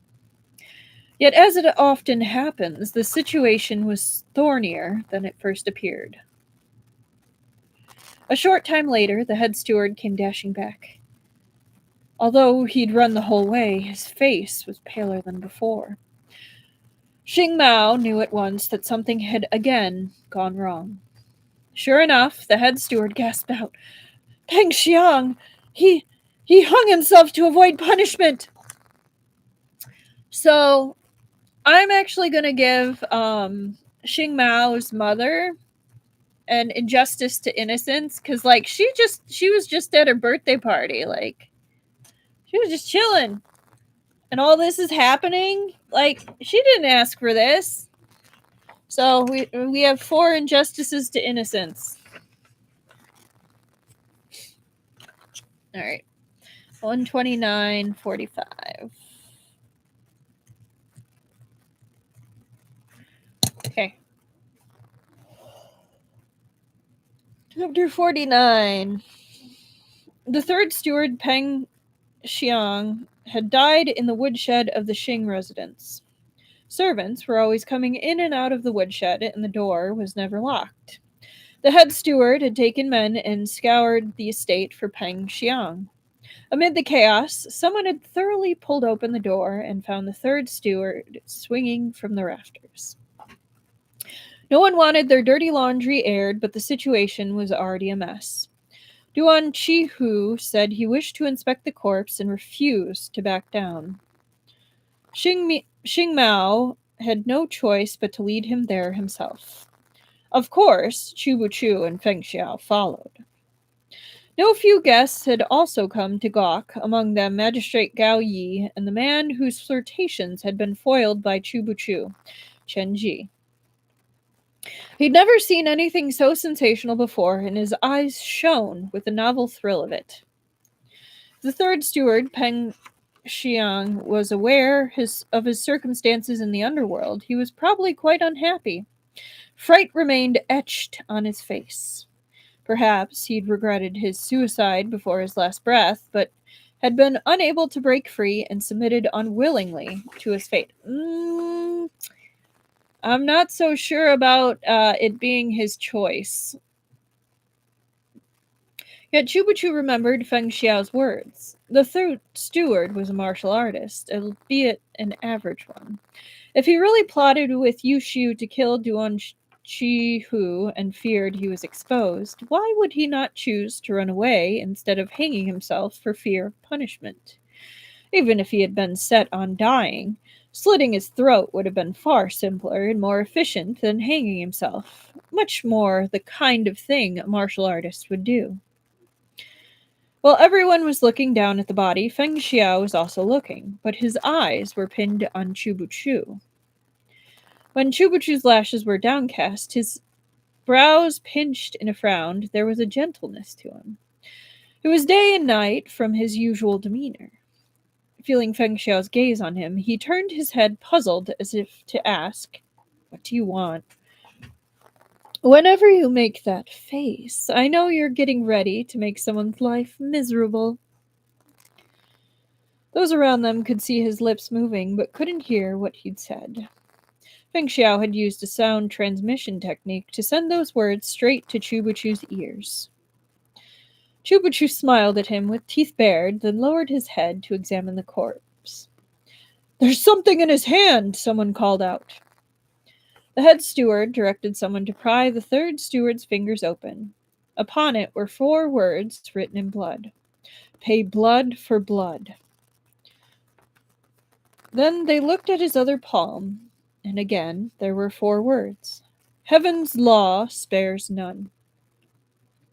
"There's a wound on him!"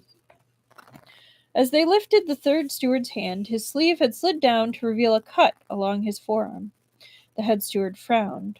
The cut was shallow and not obviously poisoned, but he couldn't tell much more.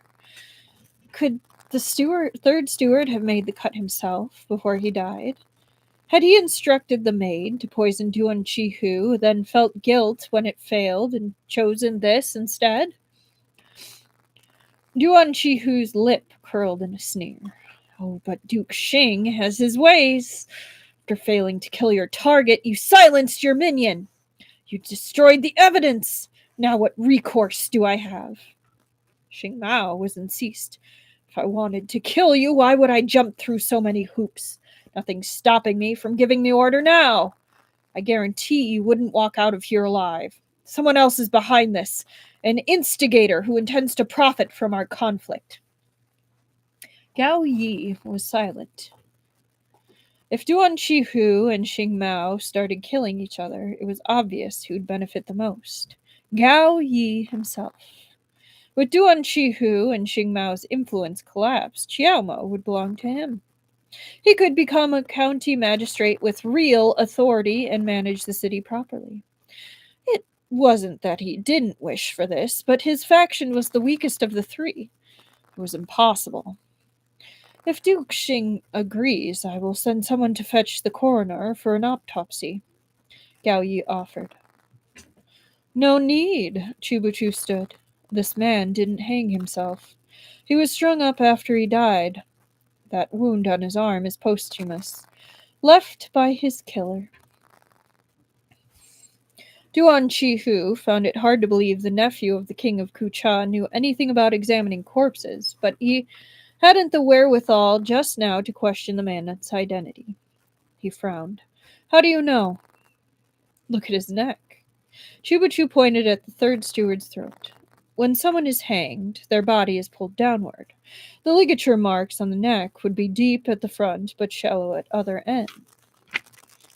The knot here in the noose will also leave bruises. But see here.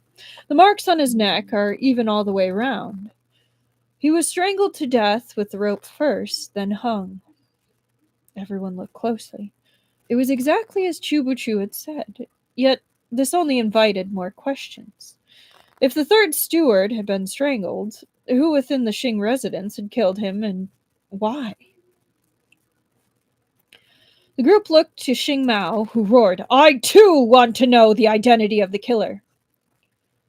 Duke Xing, calm yourself, Chubuchu said coolly.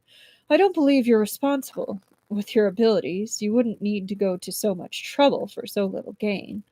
It's very likely the maid attempted to poison Duan Xiang under the steward's orders. But in that case, who in the Xing residence could have killed him? Therein lies the crux of the problem. The Xing residence is heavily guarded. I know all my subordinates inside out, Xing Mao snapped. They'd never betray me. Seeing Duan Chi-hu's mocking smile, he realized he'd gravely misspoken. Hadn't his third steward already done so? A traitor had revealed himself, and he might not be the only one. Xing Mao remembered seeing Peng Xiang at the start of the banquet, been weaving through the crowd, making last-minute arrangements. Less than 2 hours later, he was dead. Chubuchu seemed to sense his thoughts. This woodshed's not far from the kitchen. The cooks were no doubt busy preparing dishes for the banquet, with many people coming and going. If there was a loud noise in the woodshed, someone would have heard. But no one noticed a thing until the third steward was long dead. They'd never betray me. Famous last words. Very much so, Annika. To kill him so quietly, the murderer must have been much stronger than the third steward, observed Feng Xiao. Oh, sorry. To kill him so quietly, the murderer must have been much stronger than the third steward, observed Feng Xiao. Correct. Xing Mao frowned deeply.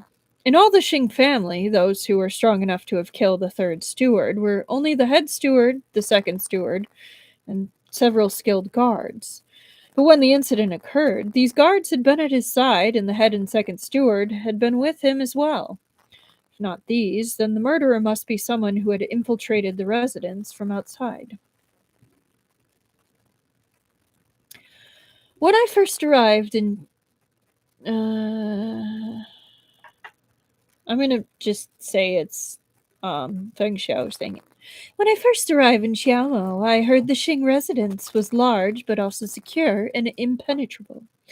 Anyone entering or leaving must identify themselves. Duke Xing can likely recite the names and backgrounds of all 30 guests who came today. Xing Mao nodded. Peng Xiang was in charge of the arrangements for the banquet, but not the estate's security, and I personally signed off on the guest list. He had no chance to tamper with it. He looked at the head steward. The man fell to his knees on the floor of the shed. Oh, master, please think. This lowly one would never collude with a traitor like Peng Xiang. Your second steward, Lu Jiu, was also present when we arranged for today's guards. We followed your estate's long-standing rules. All the security measures were overseen by both of us. Xing Mao, too, thought it unlikely all 3 of his stewards had betrayed him. He shot a glance at Chubuchu, hoping for another hint. Somewhere along the way, this young man he'd just met had gained control of the entire situation. With just a few words, he pulled their thoughts along, leaving them powerless to resist. Bring me the guest list, said Chubuchu. Let no one leave the residence. Even before his orders, the second steward had long shut the gates. The guests who hadn't come over to spectate remained awkwardly in their seats, waiting for Xing Mao to release them. I feel like they're playing Clue. There were only 30 guests in total. With the exception of Gao Yi, Duan Shihu, Chu Buchu, and Feng Xiao, the rest were old acquaintances of Xing Mao. Even Chen Ji fell into this category as his father was close friends with Xing Mao. When he'd received the invitation, he'd sent his son to congratulate the madam. The head steward checked off each name on the list, one by one, until he discovered an issue. One person was missing. Or rather, one person had entered the Xing residence and given a gift, but now was nowhere in sight. "Where is Zong Hao Miao?" the chief steward cried. Who? Chubuchu glanced at Xing Mao, who frowned. "He's a disciple of Chi Yue Monastery," he said. "My mother goes often to listen to their lectures and is familiar with the abbot there. When we sent an invitation, they replied that the abbot is in seclusion, but that he'd send his eldest disciple to offer his congratulations." The steward sent someone running to Chi Yue Monastery at once for clarification. While they waited, Xing Mao took Chubuchu and the others into a side hall along with the third steward's body. It made for a bizarre scene. A group of living people sitting around a corpse. That is a bit of a bizarre scene. Gao Yi seemed to be ill at ease. Feng Xiao, sitting beside him, whispered, "Is the magistrate feeling unwell?" Gao Yi turned with a pained smile. "Before I left my house, I performed a divination and received the reading of calamitous luck. I should never have attended this banquet today. The coins were right." That's right, he does divination.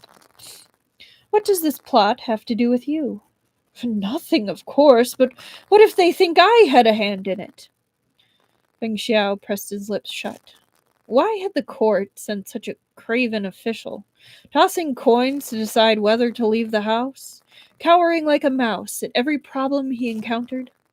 If instead Chubuchu were magistrate of Chiamo, Feng Xiao scarcely needed to wonder. Even if Chubuchu spent 2 of every 3 days insensate with illness, he'd still turn Chiamo upside down. Not even dogs and chickens would find a moment of peace in the ensuing pandemonium. Xing Mao and Duan Shihu, they'd be forced to stand aside. Only someone as brilliant as my venerable self could knock him down a peg. I love how even his internal voice is arrogant. Like, I mean, of course it would be, but like just the sheer audacity that he has when thinking is really funny to me.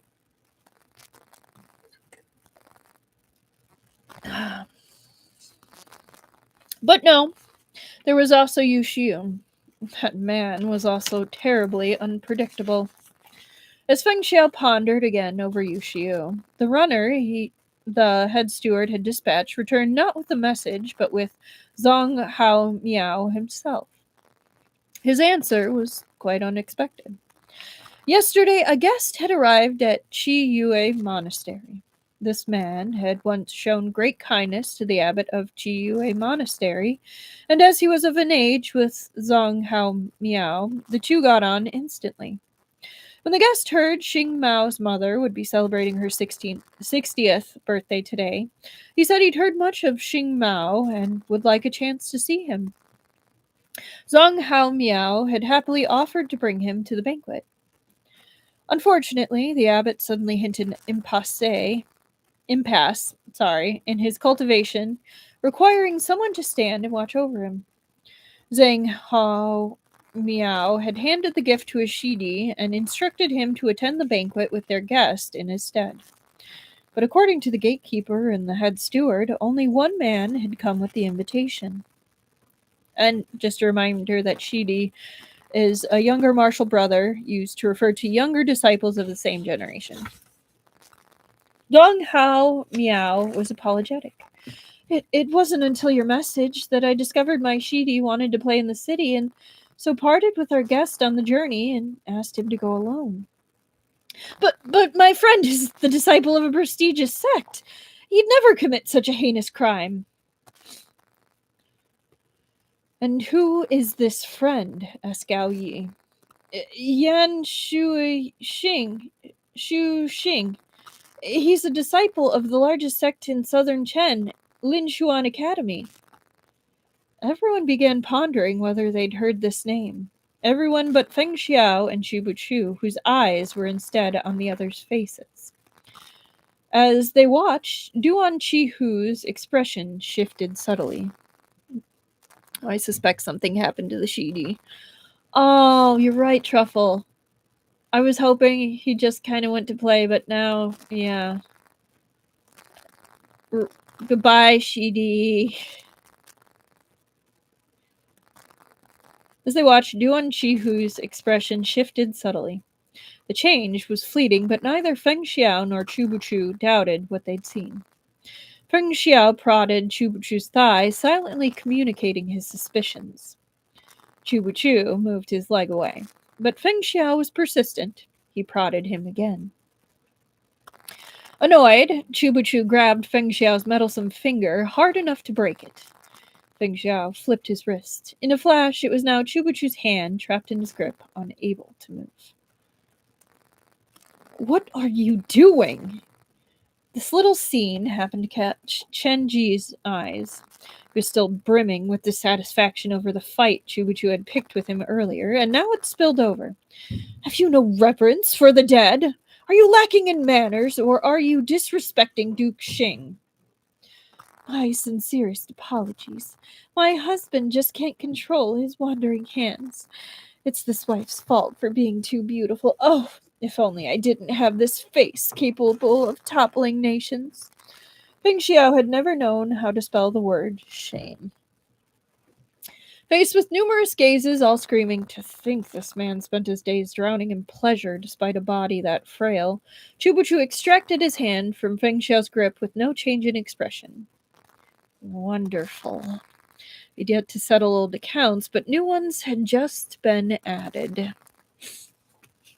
I love these two. They're ridiculous. They are absolutely ridiculous.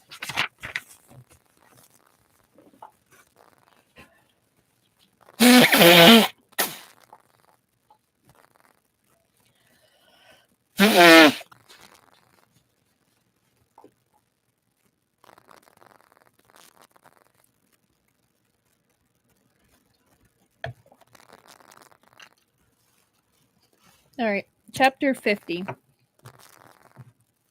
According to Zhang Hao Miao. Oh, wait, what time? I'm gonna just put down 148. Okay. According to Zhang Hao Miao, Yan Shu Xing hadn't returned to Qiyue Monastery after he'd left the banquet. As for his current whereabouts, he didn't know those either. Barring those in seclusion, disciples of any sect were largely sent to wander the lands after their graduation. Perhaps Yan Shu Xing had gone on his way south to Chen, or perhaps somewhere else. In any case, he might no longer even be in Xiaomo. A new day, a new way to embarrass Chu Chu. Honestly, one of the counts we should be doing is like points to Chu Chu points to it'd be funny. Okay. As he spoke, Zhang Hao Miao became increasingly agitated. Yan Shuxing, he insisted, would never harm innocents.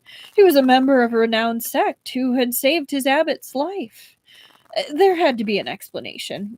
Perhaps the man who'd come to the banquet hadn't been Yan Shuxing at all. He could insist all he liked, but they had to find this Yan Shuxing.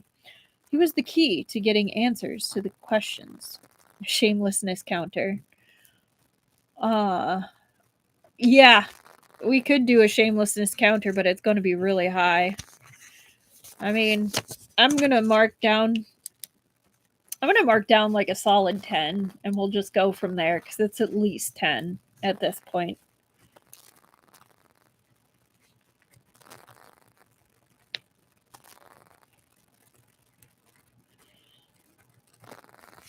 We're just going to give it a solid 10 right now. All right. Shamelessness counter. All right. Perhaps the man who'd come to the banquet hadn't been Yan Shuxing at all. He could insist all he liked, but they had to find this Yan Shuxing. He was the key to getting answers to their questions. Not only was a perfectly lovely banquet ruined, Xing Mao was now in a mountain of trouble. He sighed, his frazzled nerves frazzled, then cupped his hands towards Duan Chi Hu and Gao Yi. I'm afraid I've made a fool of myself and allowed you to witness something disgraceful. Thanks to me, Duan Xiang received a terrible scare. I earnestly apologize. Once this matter is resolved, I'll offer you both a formal apology in your own homes. I beg your forgiveness. He turned to his head steward. Open the storehouse. Bring out 2 treasures. Xing Mao's grandfather had been the ruler of a once prosperous nation. Though his glory had diminished, his wealth still rivaled that of any monarch. In the storehouse of the Xing residence were treasures Duan Chihu might not obtain with 3 lifetimes of hard work. But Duan Chihu snorted coldly. Please, don't trouble yourself. I'll be taking my leave. I sincerely hope Duke Xing will come to explain himself soon. He turned and stalked towards the door, unwilling to remain a moment longer. Duan Chihu had indeed believed Xing Mao initially had no intention of killing him. He wouldn't have attended the banquet otherwise. But after the maid's poisoning plot had been exposed, he'd seen the ruthlessness in Xing Mao's eyes, saw him itching to finish things then and there. In fairness, Duan Chihu might have done the same himself. If not for Feng Xiao's timely intervention, Duan Chihu's body would likely be cooling on the floor of the hall. As he passed, he nodded slightly to Feng Xiao and Chu Buchu in gratitude. He had his own doubts about their identities. The idea that a nobleman from Kucha could conduct an impromptu autopsy was preposterous, but there was no point in pursuing it now. Still, Duan Chihu would certainly send a few people to investigate them thoroughly when things calmed down. Just as he stepped over the threshold, a voice called out. Please wait, Duan Xiang, said Chu Buchu behind him. Duan Chihu didn't so much as turn his head. He climbed up into his carriage without hesitation, only to be promptly treated to another taste of Feng Xiao's strength. Feng Xiao seemed to drift over like a gentle breeze. Before the guards could blink, he grabbed Duan Chihu's arm. Duan Chihu practiced the Vajra finger technique. He was a first-rate expert who'd defeated countless opponents in his early days. Though he'd let himself go a bit in the last few years, he hadn't forgotten how many wanted him dead and never neglected his martial arts. He instinctively moved to block, but he was too late. Numbness spread through his arm, and he was forced to turn and face Chu Buchu. Chu Buchu ignored Feng Xiao's raised eyebrows, which seemed to be saying, There, that should be enough respect for you, shouldn't it? Chu Buchu spoke directly to Duan Chihu. Did you know Yu Xiu wants you dead? Who's Yu Xiu? Duan Chihu frowned in confusion. Chu Buchu had meant to catch Duan Chihu off guard. No matter how cunning one was, if they weren't expecting the question, their face would normally give something away. But Duan Chihu showed no reaction. He really didn't know Yu Xiu. Now that was strange. He didn't know Yu Xiu, yet Yu Xiu had asked the third steward to kill him. Chu Buchu changed tack. Is there some grudge between Duan Xiang and Yan Shuxing? Over the past few decades, my activities have been confined to the border. Perhaps the Tianshan sect might hold a grudge against me, but I don't know a single soul from Linchuan Academy. I'm grateful for your help today, but this incident took place at the Xing residence. You should be asking Xing Mao instead. He turned coolly and stepped into the carriage. This time, Feng Xiao didn't stop him. He and Chu Buchu watched the carriage roll away. If he doesn't know Yu Xiu or Yan Shuxing, why did his face twitch earlier? Feng Xiao was now fully invested. Does he know who wants him dead? Oh, I'm sorry. If he doesn't know Yu Xiu or Yan Shuxing, why did his face twitch earlier? Feng Xiao was now fully invested. Does he know who wants him dead? Xing Mao couldn't detain his guests forever. After Duan Qihu's departure, Gao Yi, Chu Buchu, and the other guests also departed one by one. The lively and bustling banquet thus went out with a whimper. I still feel bad for this mom. Xing Mao was deeply vexed. He planned to use this occasion to make his mother happy while also reinforcing his prestige. Not only had he failed to achieve either goal, he'd been disgraced before all of Qiamo. News of his third steward's death would spread rapidly through the city, and everyone would know his subordinates were disloyal. Soon they'd start saying he wanted to off Duan Qihu and Gao Yi, and snatch Qiamo for himself. If that had really been Xing Mao's plan, it would be one thing. Problem was, he hadn't planned any of it, yet he had no explanation to offer. Duan Qihu would resent him for this. Perhaps he'd even start plotting his downfall. Master, a visitor has arrived. The head steward came forward and held out a note one-handed. Feng Xiao had broken his arm in their earlier tussle, but he'd been too busy seeing off guests to tend to it properly and had only managed a hasty bandaging job. Turn him away! Xing Mao waved a hand, distracted and restless. He didn't even glance at the note. The head steward hesitantly spoke up. He said that if you saw the note, you'd definitely see him. Xing Mao snatched the note and opened it. His mouth fell open in shock. Master? Xing Mao folded a note firmly. Show him in. The visitor was quickly brought into the hall. This newcomer was a slender and graceful man. On entering, he removed his veiled hat in deference towards his host. Xing Mao couldn't care less about the man's appearance, but at the sight of his face, he said, You're not a Gok Turk. I don't look like a Gok Turk. The man's tone was gentle. But that's not important. I imagine Duke Xing is in a foul mood. I'd hoped not to bother you. Spare me your dithering, Xing Mao interrupted. The visitor smiled, paying no mind to Xing Mao's rudeness. His tone was amiable, as he said, I only wish to say that Duke Xing has missed an exceptional opportunity. Now that Duke Qihu doubts you, I fear if you don't make a move, he'll make one first. You think to provoke me? You're 100 years too early. I won't cooperate with a Gok Turk, and I don't need one to tell me what to do. The man smiled. Duke Xing has overseen the city so assiduously for so long. Have you really not thought of restoring the glory of your ancestors? Does Duke Xing imagine the Emperor of Su will leave Qiamo untouched? The moment he gains the upper hand over the Gok Turks, he will next recapture Qiamo. When the time comes, I fear Duke Xing will walk the same path as his grandfather and become a stray dog. Xing Mao's face contorted in fury. Get the hell out! At Xing Mao's shout, guards rushed into the hall. But they had yet to lay hands on the visitor when a strong wind sent them flying. Stunned, the head steward grabbed at the man with his uninjured hand.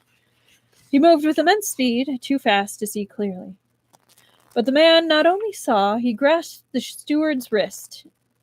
Oh, man, Using only his thumb and forefinger, he snapped it with a crack. Now both the chief steward's hands were useless. All right, that's an injustice to service workers right there. So we are now solidly at 20. This poor chief steward. Oh,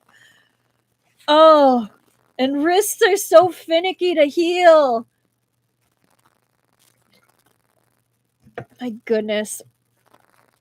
Xing Mao's mouth snapped shut. No longer did he scream at the man to get out. For all he knew, his martial arts were comparable to Feng Xiao's. The entire Xing family combined might be no match for him. Seeing that Xing Mao was finally listening attentively, the guest sighed and revealed a mocking smile that seemed to ask, "Regretting it now?" How much does Duke Xing know about the couple who claimed to be the nephew of the king of Kucha and his wife? Xing Mao frowned. I knew they were suspicious. Could they be Duan Shihu's people? The visitor shook his head. After Yang Jian ascended the throne, he established the Jijian Bureau to neutralize his enemies and expand his intelligence network. In turn, the Empress Dugu established the Zhu Yue Bureau. They are two distinct organizations, but their roles are highly similar. Not only are they possessed of great authority, they also have the prerogative to act first and report later. They're sharp, cunning, and well-versed in the ways of deceit. He continued, As for the couple, one is the deputy chief of the Jijian Bureau and the true power in the organization. The other is the head of the Shuoyue Bureau. Do you think they showed up here today just to partake of your fine wine? He watched Xing Mao's eyes widen with astonishment. Xing Mao didn't speak for a long while as he digested this information. You're telling me the Emperor of Su sent them here? The visitor's lips curved. He who strikes first strikes last. Duke Xing, perhaps now we can sit down for a nice chat. Ooh, he's smart. He's going to be a problem. While Xing Mao was meeting with his mysterious visitor, Feng Xiao and Chu Buchu had regrouped in their room in the inn. The banquet was planned to last until the evening, finishing with singing and dancing. Now, of course, the festivities had all been abandoned. It was afternoon when they returned, the sun bright and skies clear. A small vase of pale yellow flowers sat on the windowsill, swaying in the breeze. But they were in no mood to admire them. Before them lay a complex case. Lifting his brush, Chu Buchu wrote down a list of names. His hands were lovely as they moved across the paper, the characters beneath beautiful and fluid as flowing water. Though Feng Xiao felt that the loveliness of Chu Buchu's hands couldn't compare to that of his own, he could still appreciate a change in scenery from time to time. He watched with rapt attention, a smile wreathing his face. First, Cheng Cheng and Xing Mao's broker had perished in a fire at the pawn shop. Then they'd seen Yu Xiu and the third steward talking in the streets. Finally, the assassination of Duan Shihu had failed, but the third steward had been found hanging in the woodshed. When Chu Buchu finished, he circled Yu Xiu's name. Let's assume that Yu Xiu has a grudge against Duan Shihu and wishes to incite the third steward to kill him, then frame Xing Mao for the deed. He has no need to kill Cheng Cheng and Li Fei. Meng Xiao agreed. I only fought Yu Xiu briefly, but I can tell he's a proud person. Insignificant nobodies like Cheng Cheng and Li Fei are beneath him. Same with the third steward. If Yu Xiu wanted him dead, he'd simply kill him. Why waste all that time and energy to make it look like he'd hung himself? Why write those words on his palm? It's inefficient and unnecessary. Duan Shihu claims he doesn't know Yu Xiu, and that's probably the truth. But then why was he surprised when he heard Yan Shuxing's name? Could he know Yan Shuxing instead? Feng Xiao shook his head. Choo-choo, don't you know? There's a problem clever people often have. Go on, said Choo. They think too much, Feng Xiao said, and they end up going in circles. That's two problems. Feng Xiao pretended not to hear. Have you thought of trying a different angle? There may be two separate cases.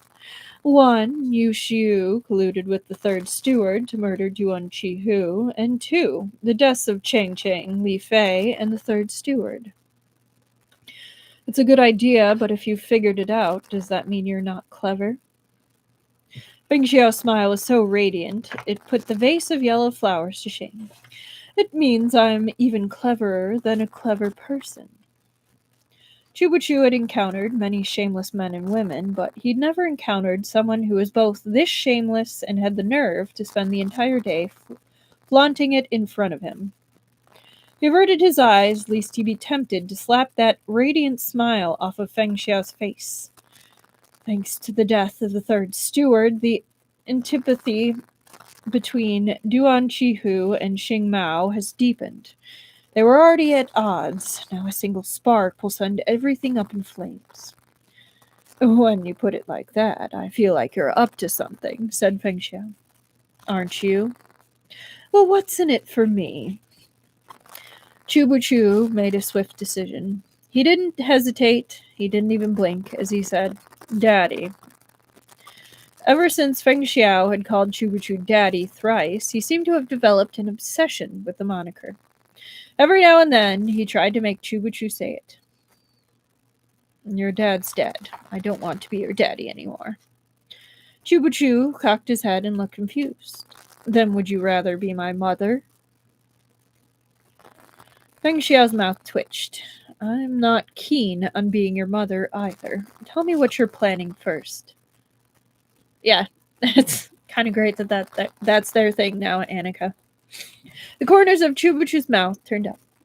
Go big or go home. How do you feel about uniting Qiaomo and returning it to the oversight of the imperial court?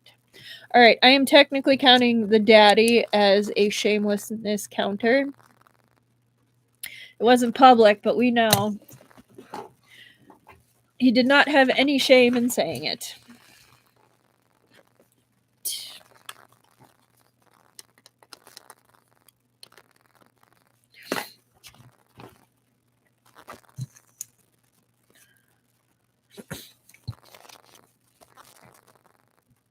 Oh, 7:45. Chapter 51. Qiaomo lay in the vast Gobi Desert, surrounded by endless sand. Even the closest settlement, Liugong City, was 2 days' travel away. The court was determined to hold on to this oasis waypoint, and thus Gao Yi had been sent to stake their claim. I knew this was going to go the Yojimbo route sooner or later.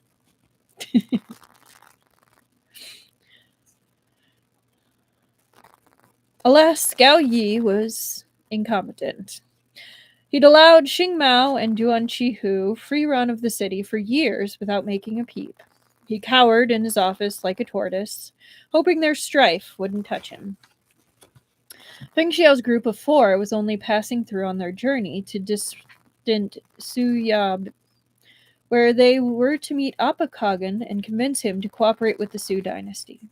But on arriving in Qiamo, the chief of the Shuyui Bureau, Taoist Master Chu, once again couldn't suppress his restless itch to make trouble. Small disturbance wasn't enough. If he were to do something, it'd be earth-shaking. He'd bag Qiamo in one fell swoop, a feat even the court couldn't manage, and bring the whole county under direct control of the Su Empire. Even Feng Xiao, who feared neither heaven nor earth and was only too happy to raise hell when he had nothing better to do, was shaken by his audacity. I see your appetite knows no bounds. If a border general or powerful martial artist had proposed such a thing, it wouldn't have sounded quite so outlandish. But Chu was sickly. Most days he looked like he might not last the night. To think he still had such ambitions. Is Deputy Chief Feng afraid? Asked Chu coolly. Feng Xiao smiled. I've never known the meaning of afraid, but this isn't something you can do alone. Trying to drag me down with you. Chubuchu gave him a queer look. Drag you down? I'm offering to split a fortune with you. If we succeed, it will be a tremendous achievement. Aren't you always angling for merits? On this trip, we'll not only persuade Appa Kagan to become our ally, we'll expand the reach of the Su dynasty here in Chiamo. The city has a magistrate from the imperial court, but it's never truly been under the oversight of a dynasty of the Central Plains. If we seize it for the throne for the first time, it will be a grander accomplishment than simply reclaiming lost territory. Feng Xiao knew all of this already, but with great reward came great risk. Xing Mao and Duan Qihu were no pushovers. They wouldn't release their territory and influence without a fight. What's your plan? The three factions have never coexisted peacefully, Chubuchu explained. The events of the banquet will linger as a thorn in their hearts. Even if Duan Qihu hadn't accused him outright, he must suspect Xing Mao ordered his poisoning and had the steward silenced when it failed. Duan Qihu's been a lawless force on the borderlands for a few decades now. It wouldn't be out of the question for him to take the initiative and end Xing Mao. But Xing Mao will also worry about that possibility. Perhaps he'll be the one to move first. Correct. This is our opportunity. We only need to persuade Gao Yi and wait until one side weakens the other. When they least expect it, we'll subdue them and absorb their forces. Once one's taken care of, the other won't pose a problem. Gao Yi is a toothless, bumbling old fool content with muddling his way through life. Why would he risk standing with you against Duan Qihu and Xing Mao? Chubuchu smiled mysteriously. Everyone has their weaknesses. I know how to deal with Gao Yi, but we can't solely rely on his men. They're not enough. Meng Xiao paused. It's getting late. We should bathe and go to bed. He stood and was about to walk out when a hand grabbed his sleeve. The sun isn't even set. What's the rush? Let's talk a little more. Feng Xiao's expression was unreadable. I fear if we continue, you're going to suck me dry. Chubuchu's smile grew brighter. There are troops stationed in Liugang City, but Gao Yi has no authority to mobilize them. I happen to know Deputy Chief Fang also holds the illustrious title of Zhenshi General and carries a military tally personally bestowed by the Emperor. You can mobilize the army. Quality over quantity. How about 1,000 elite soldiers? Surely that's no problem. Were you already thinking about this when we were in Liugang City? How could I be? Chubuchu blinked innocently. I'm not a prophet. It's not as if I know what would happen at the banquet. Feng Xiao chuckled. He didn't believe a word this man said. Give me your Shu Yue chief token then, and you'll owe me a favor. I can't give you my token, but I can owe you a favor. If you like, we'll cooperate with the Jijian Bureau on future cases. Don't forget, you'll also get a piece of the credit for this. Credit? Feng Xiao snorted. I have the authority to mobilize troops, but if this goes sideways, the blame will fall on me. That's all you have to offer. I'm not convinced. With a sigh, Chubuchu fished out an exquisitely crafted little seal from his sleeve. My personal seal. I'll leave it in your hands for now. Once this is over, you'll return the seal to me. Will that do? Feng Xiao took the seal and turned it over. It was carved with 4 words. Seal of Chubuchu. Your name is really Chubuchu? He said, confused. All this time, he'd assumed Chubuchu was an alias. There we go. I always say that one wrong. Who had a name like I Won't Go. But if it appeared on his personal seal, it must be his actual name. Of course, said Shubuchu. I've been using it since I was 10. What about before you were 10? I forgot, he said, deflecting the question. Feng Xiao smiled and tucked the seal into his sleeve. Fine. Since you've shown me your sincerity, I'd be rude to refuse you. But even if I ride as swiftly as possible, it'll take 2 days to travel to Liugong City and 2 to travel back. If I go and Forrest shows up during that time, I fear the 3 of you will be at his mercy. This was indeed a problem. Chubuchu smiled. I have a solution. No can do, said Feng Xiao. I haven't even told you, said Chubuchu. How can you reject it? You don't need to say it. I already know. You want to give Qiao Xian my tally so she can bring the troops from Liugong City. Qiao Xian is trustworthy. To you, not to me. The two of them locked eyes, silence stretching between them. Feng Xiao's frank words didn't offend Chubuchu. If he were offended so easily, he could never have crossed the threshold of the Shu Yui Bureau, let alone become its Lord Chief. He and Feng Xiao were in the same boat now, but it was a temporary alliance. Even the Emperor and Empress, known for their matrimonial harmony, kept their guard up to some degree.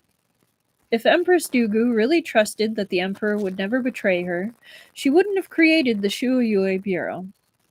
As for Feng Xiao and Chu Buchu, such wariness went without saying. Today, the two of them got along swimmingly. Feng Xiao was even escorting Chu Buchu to treat with the Gauk Turks. But not long ago, they'd been cheerfully plotting against each other and trying to do each other in. Feng Xiao refused to believe that Chu Buchu had forgotten the incense incident so quickly. Suddenly, Chu Buchu left.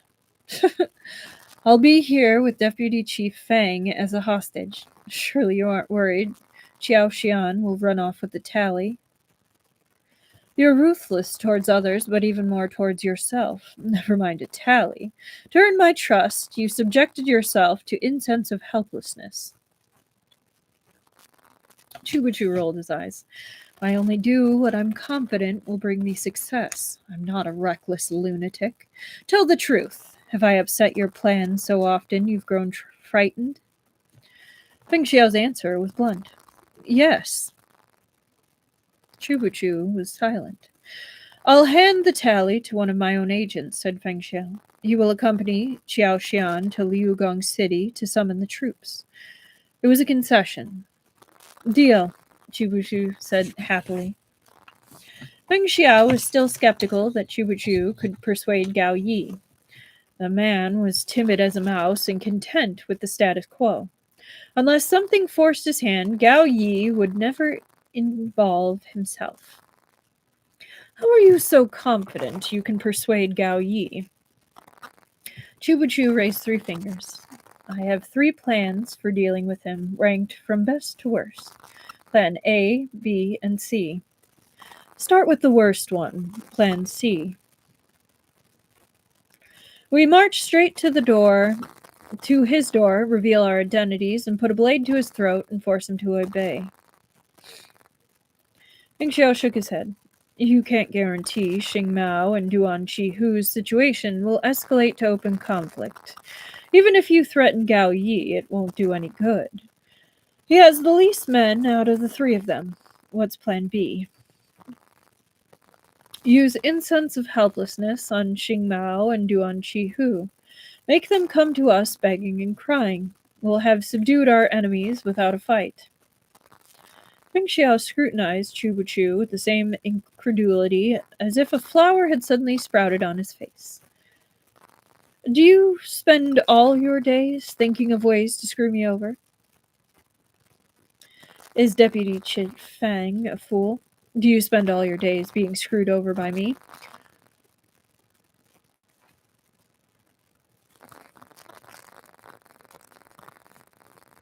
Phrasing.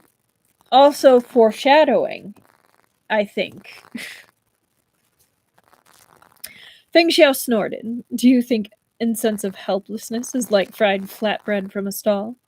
Cost more coppers and you order as much as you want. Its formula is exceedingly complicated. I only brought half a vial with me. Even the Jijian Bureau might not have any more. Left unsaid was that this half vial had already been used on Chubuchu. Chubuchu shrugged. Then there's only plan A. Feng Xiao waited. When Chubuchu explained no further, he sighed regretfully. Not because he thought Chubuchu's plans were bad. Chubuchu was too good at spotting even the tiniest changes in people. All their weaknesses became his to exploit in his bid to achieve his goals. It was truly a shame that a man like Chubuchu couldn't practice martial arts. If he could, there would be no one he couldn't handle and nothing he couldn't do. Feng Xiao sighed because he thought it was a pity. A pity for Chubuchu. Chubuchu was a worthy rival. For some, the weaker their opponent, the better. But Feng Xiao was the opposite. The stronger his opponent, the more he relished the fight. Only like this would life be entertaining. This deep at night, there wasn't a sound to be heard. Though merchants from across the land flocked to Chiamo and the city had no curfew, most retired early. Even pleasure seekers entertained themselves largely within the walls of brothels. Once the hour passed 10, the streets were deserted, save for the night watchman. Now and then, a dog might bark in the distance as each house doused their fires and tucked themselves into bed, sinking into sweet slumber. Feng Xiao, too, was asleep at this hour. He was a brilliant martial artist, but he wasn't a god. He needed his rest as much as anyone. Yet tonight, he slept fitfully. Like many martial artists, his preternatural His preternaturally sharp hearing picked up even the softest of sounds. And at that moment, a very distracting sound indeed was coming from outside the inn. Help me! Please help me! I'm begging you! Help me! Oh. It was a woman's voice, barely audible, brimming with hatred and resentment. Mine was more pitiful, not so much hate. Help me. Please help me. I'm begging you. Help me. To those who listened closely, it seemed to echo with endless grievances. Though it was late spring, a chill clung to the nights. That voice made one's very bones tremble. Who would cry for justice in the middle of the night? Remember, the inn is haunted. And who would run to a well behind an inn rather than shouting for it at the county office? The answer was obvious. The cries came not from a living person, but from a ghost. Feng Xiao sighed. He gave up on sleep and sat up. Whoever had disturbed his rest, he'd beat them until there wasn't enough left to make a second ghost. But before that, he patted the shoulder of the man beside him. Oh, wake up. There's a ghost outside. If he couldn't sleep, no one else would either. Chubuchu rolled over, put his back to Feng Xiao, and tugged the blanket right over his head. Rousing Chubuchu wasn't impossible, but Feng Xiao knew it would put him in a foul mood. And whenever Chubuchu was in a foul mood, he started laying traps for Feng Xiao. Feng Xiao wasn't afraid of traps. On the contrary, he quite enjoyed matching wits with Chubuchu. But as he'd just won a round that day, obtaining not only Chubuchu's personal seal, but also a favor from the Shuoyue Bureau, he decided to quit while he was ahead and enjoy his victory for a few days, at least. He thought for a moment, then switched tactics. Feng Xiao walked over to the clothes rack where his jacket hung and picked up the basin of water he'd used to wash his feet before bed. He crossed to the window, then flung the contents of the basin in the direction of the dry well. In a shrill falsetto, he exclaimed, "Who's that blubbering and howling in the middle of the night, disturbing a lady's good rest?" To be fair, if someone told me there was a ghost outside at night, I'd do the same thing. Fair point, Truffle. I also love, again, that this is Feng Xiao's reaction. AKA being dramatic. But I am not surprised. On that note, we are actually done for the night. Done for the week. But we will be back Tuesday to continue and see what exactly kind of ghost we're dealing with. But I hope everyone has a wonderful weekend. Next week's the one with the kind of funky timing. Next week and the week after, actually, because it's my mom's birthday. So it'll be 2 weeks of Tuesday, Wednesday. I need to go change that on the schedule. But yes, have a fantastic rest of your evening. Have a great weekend. I hope everyone enjoys good weather and something fun. But yeah, good night, everyone. For anyone watching later, I hope you enjoyed. I will see you next time. Bye-bye.